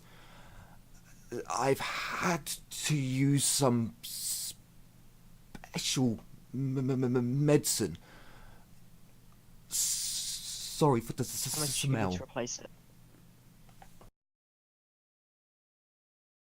Sorry? After all, I see us. How much is it going to cost to replace it? We need. After all, we can't run the risk of running out at any point. It's a special concoction made by myself. I can try to get more raw ingredients in time. Let me know how much money you need when you do. Very well. Yeah. And I'm gonna go find a point that's isolated to the side and dig the dog a grave. Anybody asks why? Badger respects the dog, because I did it wrong by it, and if we ever deal with necromancers, they're not bringing back our dead if they think the dog's grave is a human grave. You know, I almost wish I could find a goblin, grab it by the neck, say, "You're now a dog. Go find some fur. Come back here." Yes, please. I'd call him Gribblegit. The 5th. So you get a good night's sleep, or at least as good of a night's sleep as you can in this building, as it is. In the following few days, yes, we are moving on in days at the moment. 3 days, in fact, will pass. In those 3 Does that days, mean you we will be regain our cleaning. fortune? Yes, all of your fortune Yeah. will be recovered in that time. In those 3 days, you are all cleaning. Sadly, not very exciting, not very interesting, but you all clean. You clean everything. And in some cases, you repair. Your mercenaries turn around to you and tell you that they'll clean the barracks, They'll clean where they sleep, but they're not cleaning anything else. They're not wet nurses. You paid them to protect your property, not clean the shit up. Your peasants are more than happy cleaning. This is quite easy for them. They don't have to deal with the risk of being executed for touching the noble's liquor collection. They didn't touch it. The wife did. They're getting paid to clean. For them, it's pretty good. They clean to grow our food and then to be protected from the monsters. More than what normally happens. Azureth. In the 3 days, the dwarves are not massively happy with just cleaning. They do a lot of work, but you notice that they go and do a lot of repair work as well. But a couple of the dwarves come over to you in particular, and they tell you that, or they say to you that apparently you had an interest in learning the art of a shield bearer. No, fucking. I did. Yes. So, in some of your free time over the next 3 days, you do spend some time with the dwarves, training. They show you some of the formations. A couple of the mercenaries take an interest and watch those that are not on duty. There are currently 10 of them, so 5 are on duty and 5 are off duty at all times. I would like you to give me 3 lots of weapon skill tests. The two dwarves who are sparring with you, they don't go easy on you at all. In fact, there's a couple of times when Hagrin even says something to them in Dwarvish, almost stopping the training, and a small Dwarvish argument appears to take place, or at least words between warriors. Hagrin comes up to you on the 3rd day, and Azureth, can I have a word with you, in private? What is it?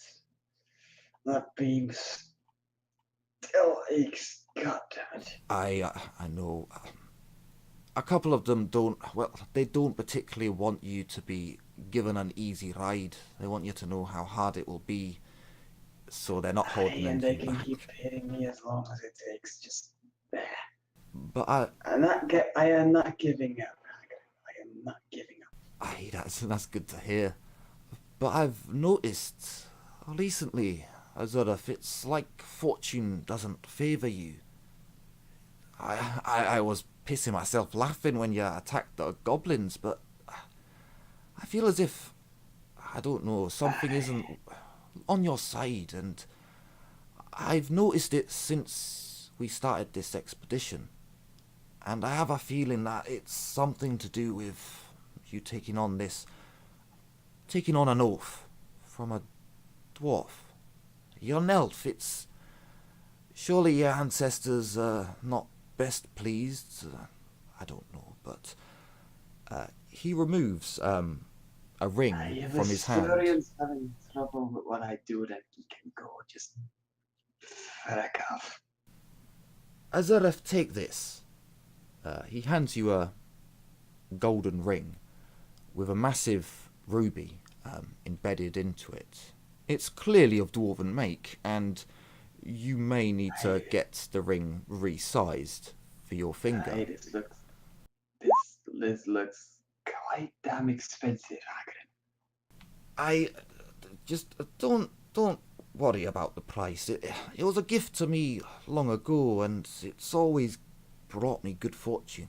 It's always looked after me in a way, and I hope it'll somehow do the same for you when you need it.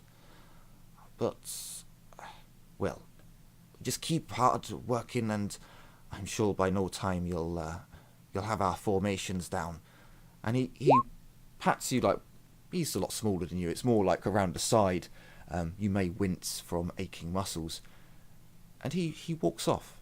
He turns and, without another word, goes back to his forge. as you look at the ring, you've, as an elf, you're long lived, your people are quite noble, merchants can be extremely wealthy, and just being an elf normally enlightens you to richer folk. You look at the ring and you would expect this to be on a high merchant. It looks damn expensive. And as you move the ring around, you see that it indeed has dwarven engravings round the band. But when you look where the ruby would be seated, there's a stone with a rune cast on it. As long as you wear this ring, you will have one more fortune point. You cannot use this fortune point to stave off death, but it will work as a fortune point in all other terms.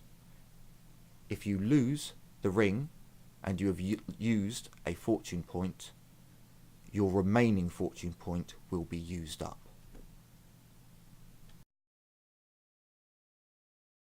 Aye, alright.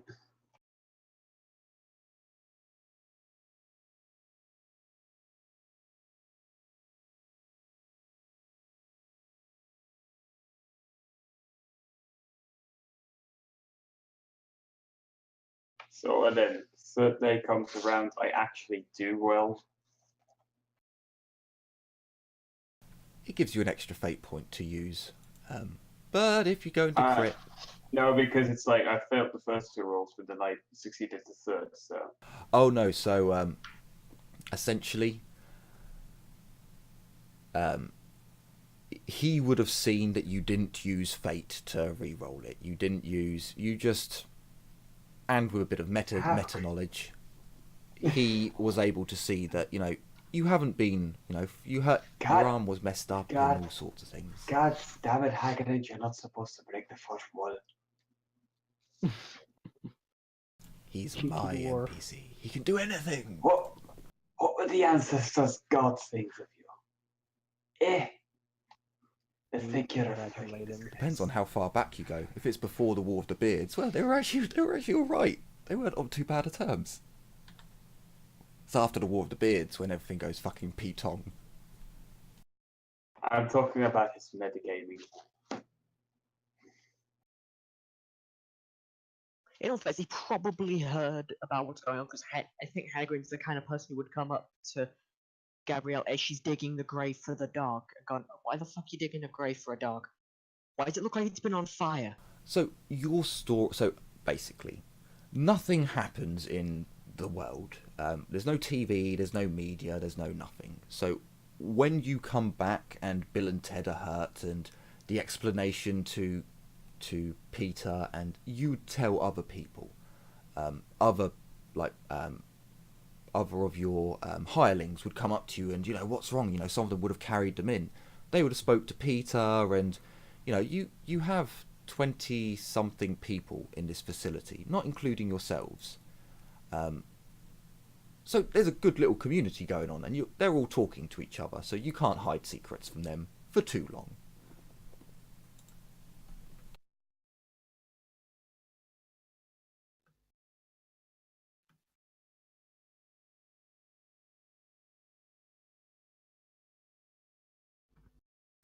Miss Lyciara, over the 3 days, on the third day, can you roll me, what would it be? Roll me perception. We'll say, you can have a +10. This is for over your 3 days. Have you heard anyone say anything? Have you heard anyone mention anything? You succeed. Just barely. So, do you know what? In the 3 days that you've spent cleaning, scrubbing, the dwarves rebuilding, no one's mentioned the tower. No one's gone near it. Maybe some of your comrades have, but other than you three, well, 4 including yourself, no one mentions it. No one talks about it. No one goes near it. It's odd.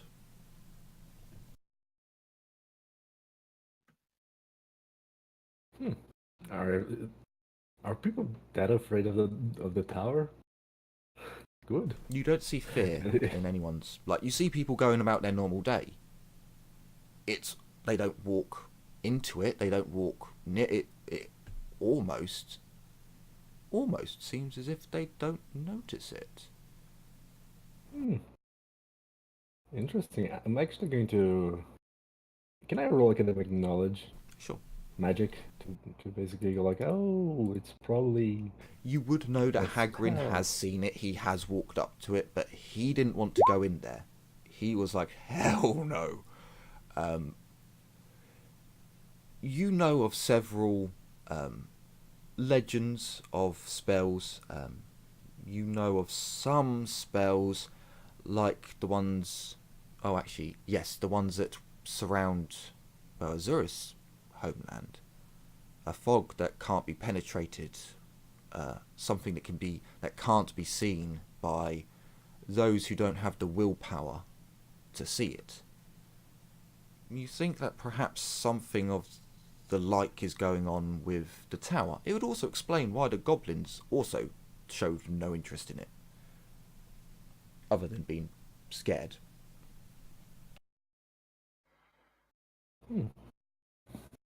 Very interesting. Do you ask I anyone think about the tower? Like, do you ask any peasants? Do you see that thing? Out of curiosity.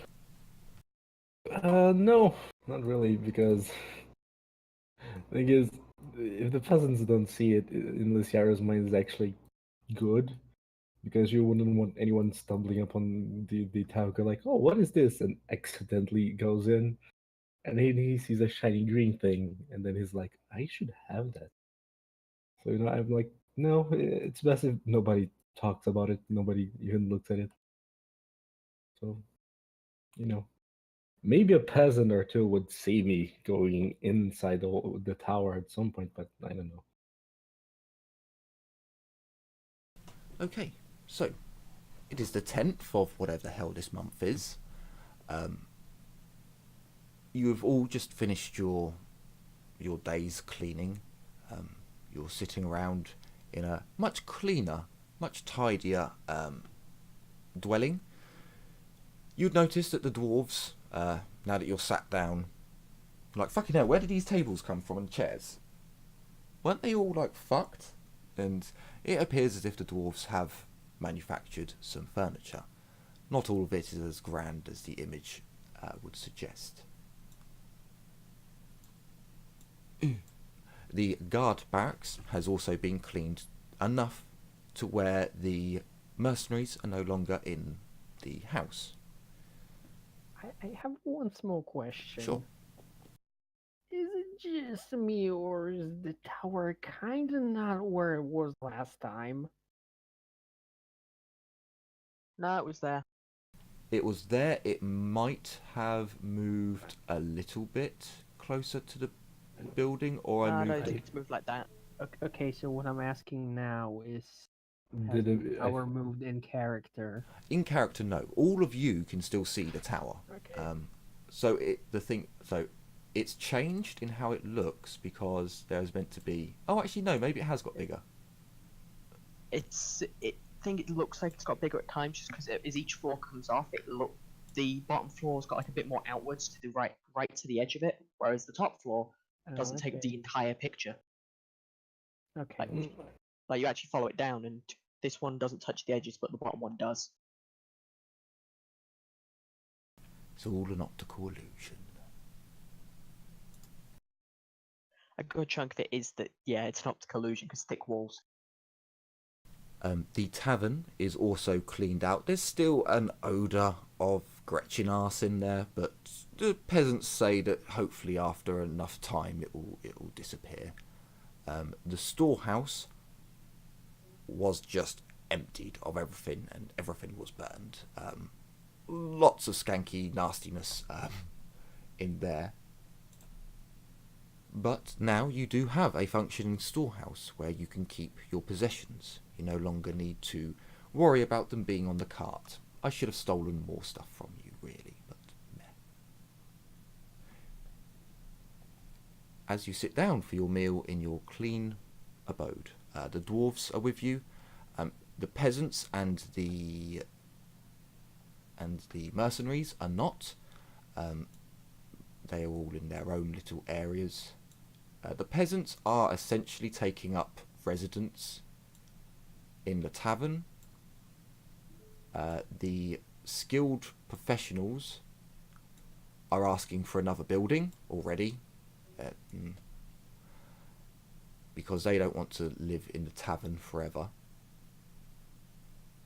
But apart from that, no workers appear to have any other demands. The mercenaries are happy guarding the place. The peasants are happy cleaning the place, and the skilled people would like their own house.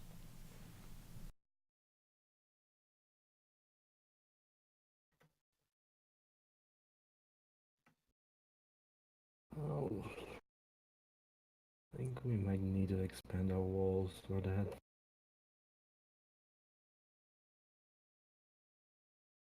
At least initially, they can build an extension onto the existing house. True.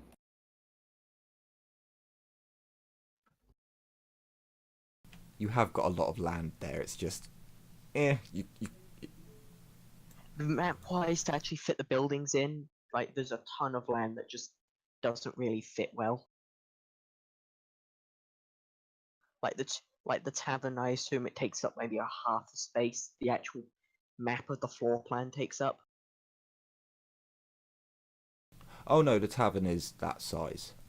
All the buildings are pretty much to size. I know things are a little bit off, but you don't need to have a building inside. Like, so essentially, they can have like the guard building, which is just a building I've sat in there. You don't need to see inside of it to know how many stories up it goes. Same with the granary. The storeroom, not granary. It's what you'd imagine a storeroom for a small castle would be. Indeed, true. We could technically have maybe some barracks over here, but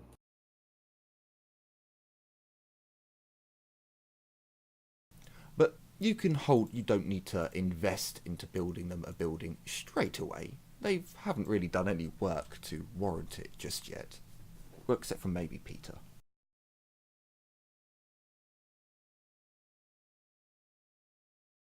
I mean, I mean, I've they already don't got to need it buy now.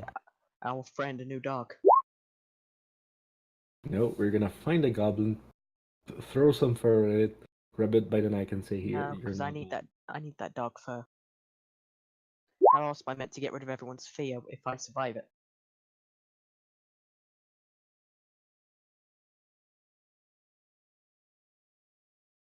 Because hey, if I can not be frightened, then it's only a successful channeling test to do that part.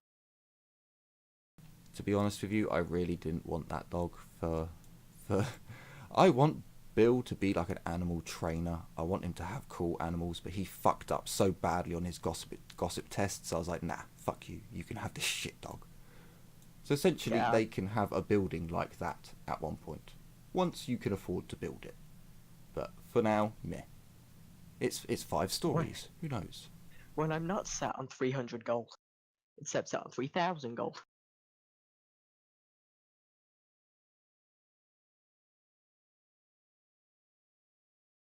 Well, you got the dwarves here. That's pretty much labour sorted. Yeah, and they'll be built, and if they build the house, then they can build to their standards. All I'm doing is buying a shit ton of stone for them. So as you all sit round and have your meal, is there anything that you want to discuss? At the moment, it's just your group and Hagrid. You're the only ones there at the minute. Does anyone want to help me chip? Does anyone want to help chip in and get? Okay, so I forget which one has the pets. Bill. It was Bill, Yeah, right? Bill. Get Bill a new dog. I can afford to do it myself. I was just wondering if anyone wanted to help get him a better one. Better than basic standard, which is still better than what he already had. Yeah, I don't really think the guys should Like, no offense to the man, I don't think he's good with animals. I mean, he I'm trained the gonna- pigeon well. Well, okay, I'll hand him the pigeon, but just the dog, no.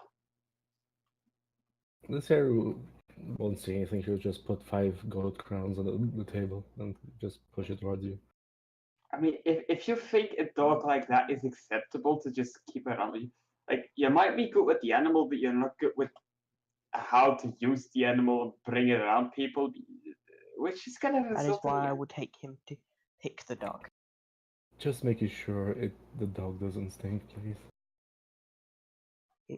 We're getting a properly bred one.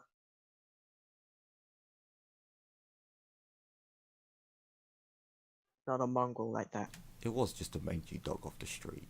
It really was. Yeah, it was a mangy mongrel that like a random guy had ripped poor Bill off for getting. Pretty much. I think he got 100 or something, so I was like, well, fuck you. I'll punish you. You get the thing you want. It's just so shit. Yeah, basically. that It's actually a liability. Basically, yeah. So when it comes to animals, if they're not a pedigree, if they're not properly trained from birth, they can only be taught one skill. So he taught it to, sit. Didn't teach it to stay. He couldn't. He could only learn one trick, sit. So it would sit and then fuck off.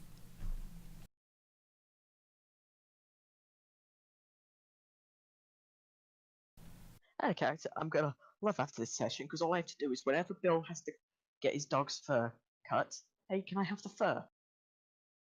Then we're in the shit. I try and channel. I roll to knock somebody out of fear. You're out of fear now. And technically, dogs, well, depending on the breed, they molt twice a year, so free hair. Yeah, so it's just yep. I don't have to pay for one magic item, like magic ingredient, or I'm paying in pennies.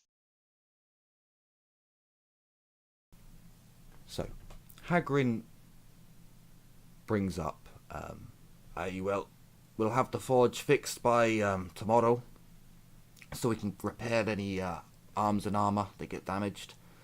We're gonna start work on the walls after that. Have any of you noticed no one asks about the creepy fucking tower over there? They can't see it. It's best if they don't ask about it or if they even know that it is there. It's safer that way, Hagrid. We don't want to risk them coming across the Witchstone. Let's face it, it was bad enough when one who didn't know what it was among us came across it. I just thought it was a bit strange, that's all. Like, don't get me wrong, I don't want to go anywhere near it, but it just seemed a little bit weird that all these people are walking around and yet no one is mentioning the big creepy thing that's... I mean, I know we've been talking about it in our own tongue, not to spook anyone, but... Is there anyone around near us, or is it just Hagrid? It's Hagrid and you guys in the main building. There's no one else in the building except from Bill and Ted, who are resting and recovering. No offense to anyone, but simpler minds aren't as capable as seeing through magic, Hagrid.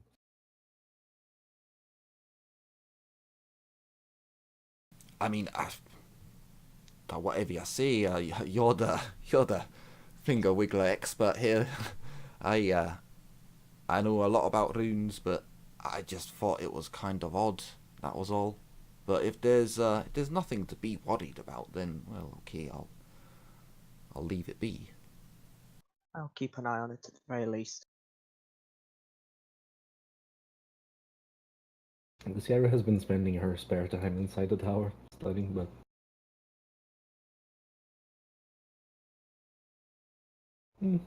I would probably say you've been able to, the last 3 days at the very least, you've been able to get in there for a few hours at night time. During the day, most people have been doing work, at least cleaning their area where they need to stay.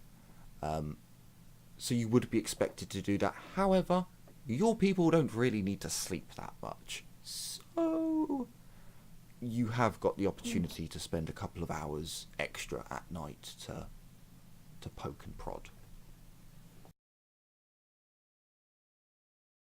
I want to get as much of the place's knowledge as possible, so Okay. Sarah will enjoy staying there. Before we know it, Licia, I'll be using Dark Laws. I wish. Hey, you're like one bad seat troll off getting one. I don't think I can. One of the Siech's curses lets you buy it for 100 XP. It's Dark Law Chaos. Wait, really? Yeah, I Yeah, believe it's got like a really bad side effect with it, but it's you like get branded, don't you? it gives you like Is that the one where you get branded? a Demon Prince shows you a vision. You get 1d10 insanity points, and then any time after that event, you can get Dark Law Chaos, even if you lose the insanity, if I'm correctly. Where is that? That's a catastrophic chaos manifestation. It's in the basic one, but it's probably in the extended still. So, also, Oh. you all regain 3 hit points as you rest. From this point onwards, try and keep this noted down, it will change. From the 10th onwards, you get 2 points back when you rest. The linen has been cleaned, the beds have been aired out, and it no longer stinks of incense. I almost said incest then. Incense. The stink of incest. Whoa. Depends how well they were cleaning up, because that could smell quite bad.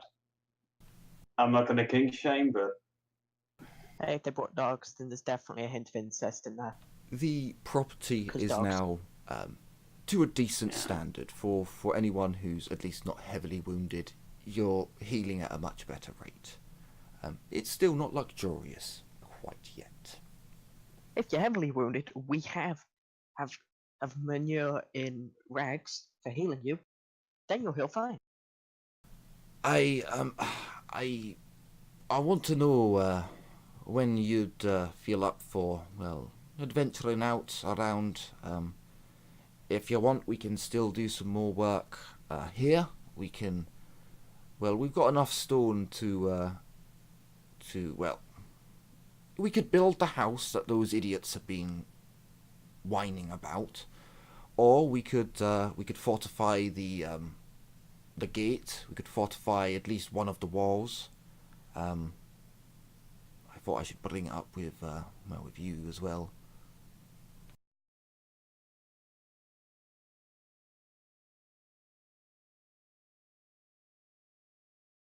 Although this place is a little bit cramped, I'd say security should be our primary concern as for Yes, the upgrades. fortification. Well, we can't use a house if they burn it, can we?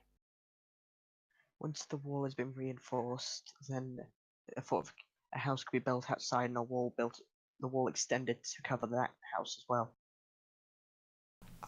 Extending will be a wee bit difficult. We'd have to clear out all the ruins and all the.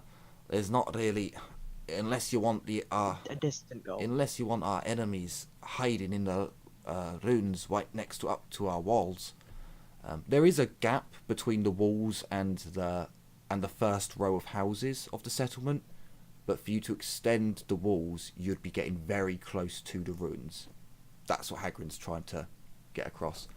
We could build a house within the walls, as they are, but again, fortifying it got my vote straight away. So I'll get the Dowie to get working on that. And if during the fortifications added barracks are added to the walls, then at least some of the space in the guardhouse would become available. We could try doing that. We could also try seeing if we could do something with the towers. See if we could put a room in there, perhaps. in each, we'd get a decent number.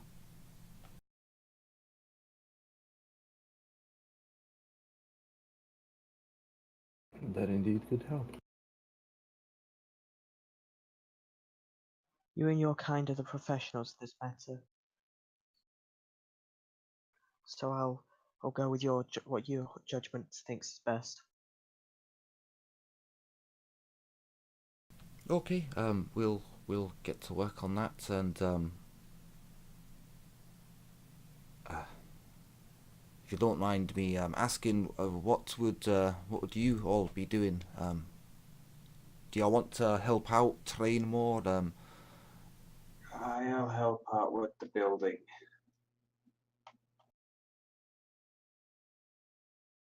And I'll I ass- will as well. For the moment, I'll assist in the repairs I've got, and then once I've replaced Bill's dog, I'll be training and preparing for the suicide mission.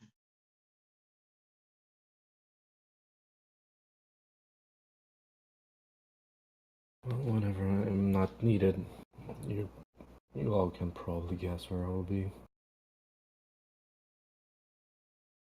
Okay then.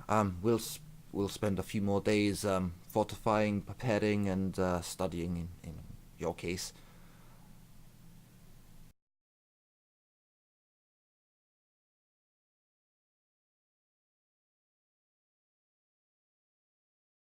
Well, it's also training. Oh, okay. Fair enough. Well, you can do your studying and training then. I heard that the well on the south side is going to be used for fire and the sort. Um, I'll build a sign and have that there, so no one goes drinking from it. Mistake forgetting that it's not so good. Yeah, the goblins they were using it. Ah, you dirty bastards.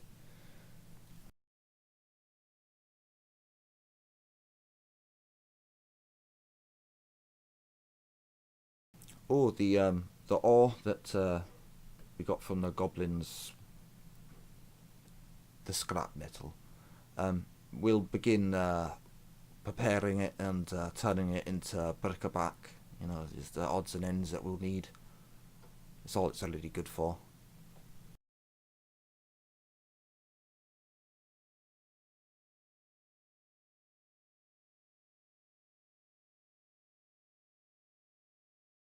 It sounds like a much more efficient plan than anything else it could be used for. Unless someone wants to use a horribly designed knife. No, I thought not. I don't think that's a knife.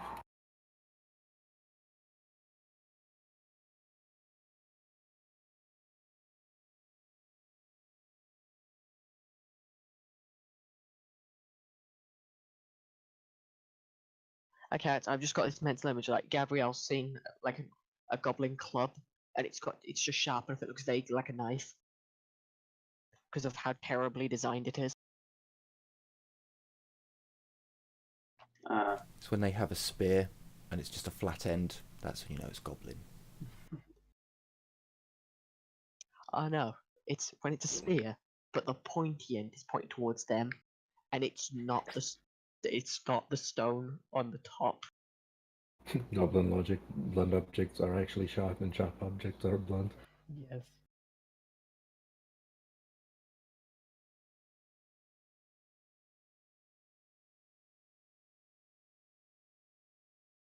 But is that is this all orders of business covered?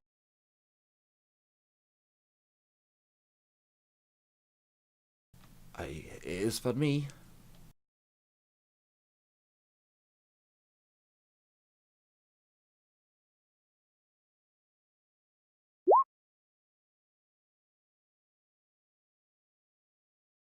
I think we should all get some rest. I very well then. Hagrid kind of pushes back on his chair and jumps down. Well, I'll be turning in for the night. Early start in the morning.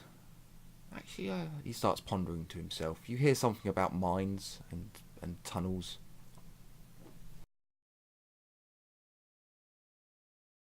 Pretty soon we won't be seeing any more dwarves around this place. They'll have dug down, made homes for themselves. You were talking about needing space. It's like, well, hey, we could always dig down, couldn't we? This sounds like me back when I played Minecraft. Everything I built was underground. Everything I built was above ground. I just built up. Most of the bases I built in Minecraft back in the day were usually as close to bedrock as I could get them. Yeah, I built above ground because of quarries, because I played modded. But let's get back into the game, because we're not quite at the point where it's like, yeah, let's call a session here.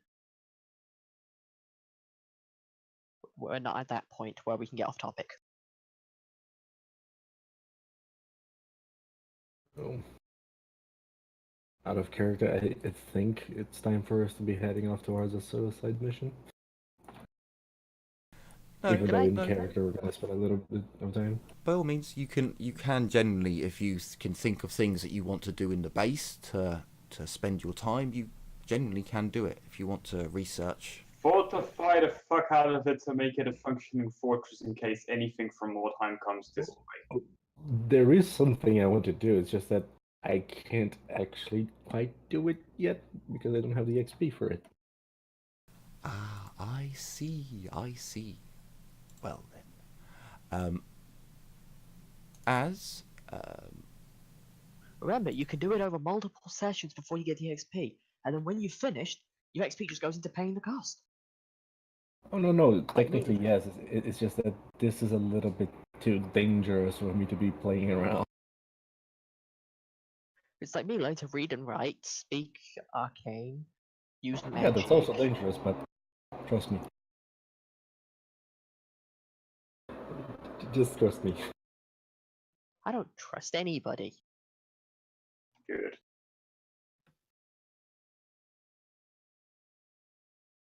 so we will move on. Another 3 days pass, taking you to the 13th.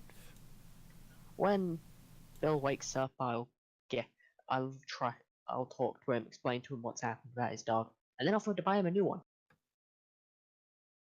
It won't be like your dog's dead, so I'll buy you a new one. It's I'm sorry for your loss. Let me try and help make amends by getting you a new dog. Sure, I'll let you know when he wakes up. The dwarves. Well, no, it's been 3 days. That's too much.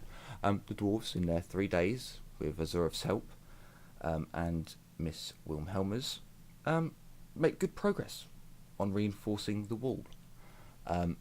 Miss Wilhelmer, within the 3 days, you actually spend a bit of time with the 2 engineers of the group. Yes. You know Dimzid quite well. Yep. The other engineer, not so much. He spends a lot of time talking in Dwarvish. Very few words are said in common. In that time, Thagrim.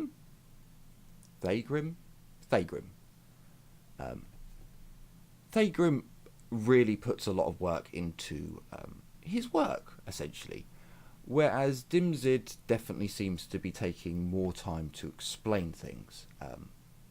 Explaining the counterlever system, pulleys, and ways of moving large amounts of stone with very little effort. And he takes you through some of the smaller engineering constructions that him and Thorgrim, I may change your name, I don't like it. He basically explains to you some of the maths behind it. Okay.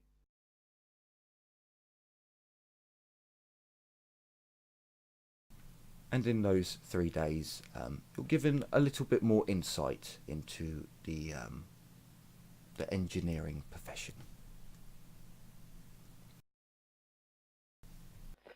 Soon I will learn Dwarf dwarvish language, and he will have no secrets.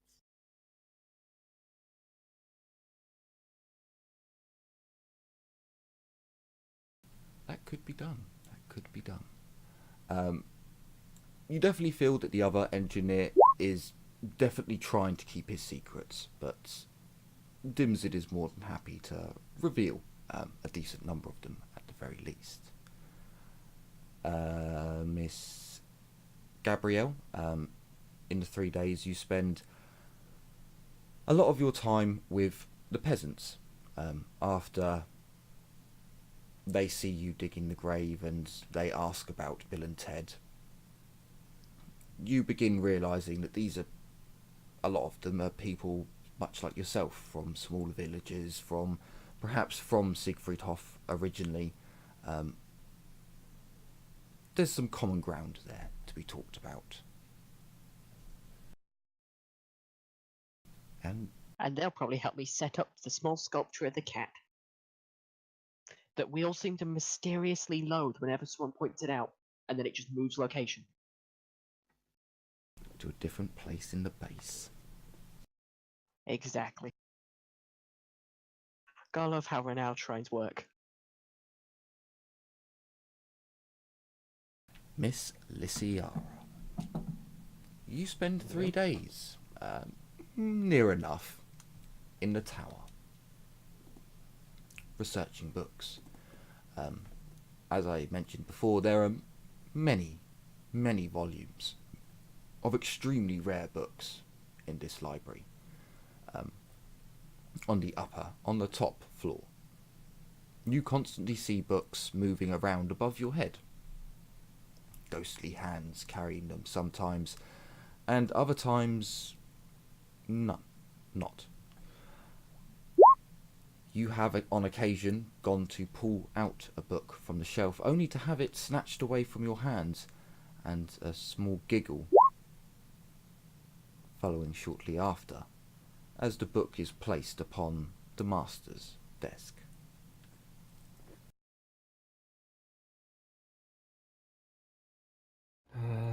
Melanie. Melanie Ground 4 Vaseline Bertrand, why do you do this to me? Like that? Good work. Always. Good work. Give me a magical sense, please. Do?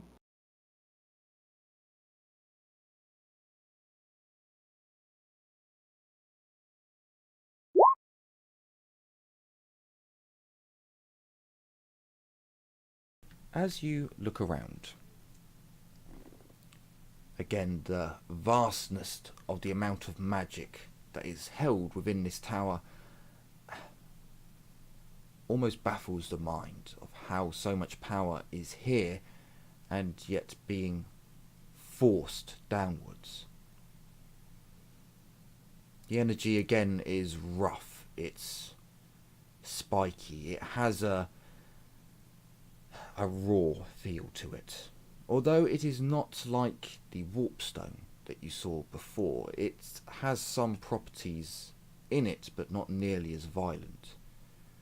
And you peer downwards, focusing on where the energy is going.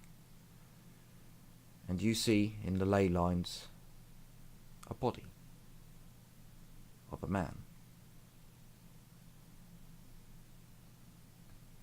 Ooh. It looks as if the magic is passing into him and then in to the lane line.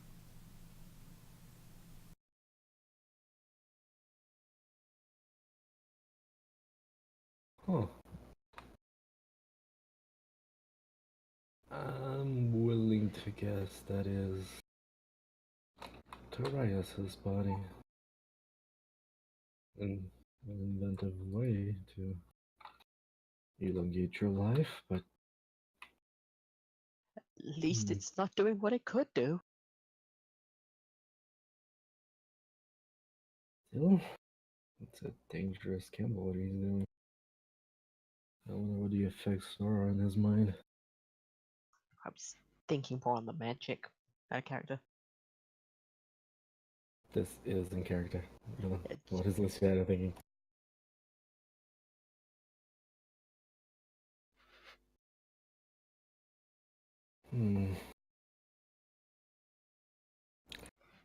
Luciana will make a mental note to check it out later, but she's not gonna do it now because Tarias may see that as an aggressive act. So even but is there anything I can roll like academic knowledge or demonology You for me can to roll see? academic knowledge. This would be giving you an idea of thinking about how raw magic can affect beings of the materium. For normal materials to be so close to such magic, it will take a lot of time to really mull it over and to know exactly what's going on there, or to work it out for yourself. But with each test I can give you hints and tips and pointers until you have enough successes to actually be like, holy fuck, no. Yep. Okay, so is this academic knowledge magic, demonology? magic. What could it be? Yeah. Magic, okay.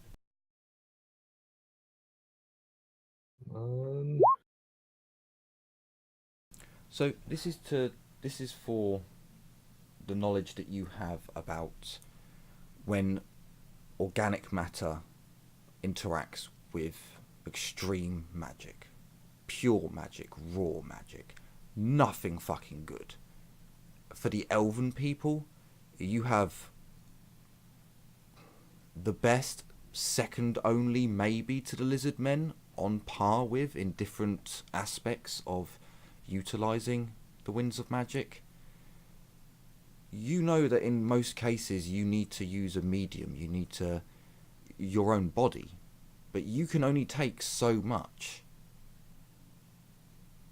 For any vessel to take more than what it can hold, it would be torn apart, it would be turned into an abomination, twisted by the magic itself running rampant.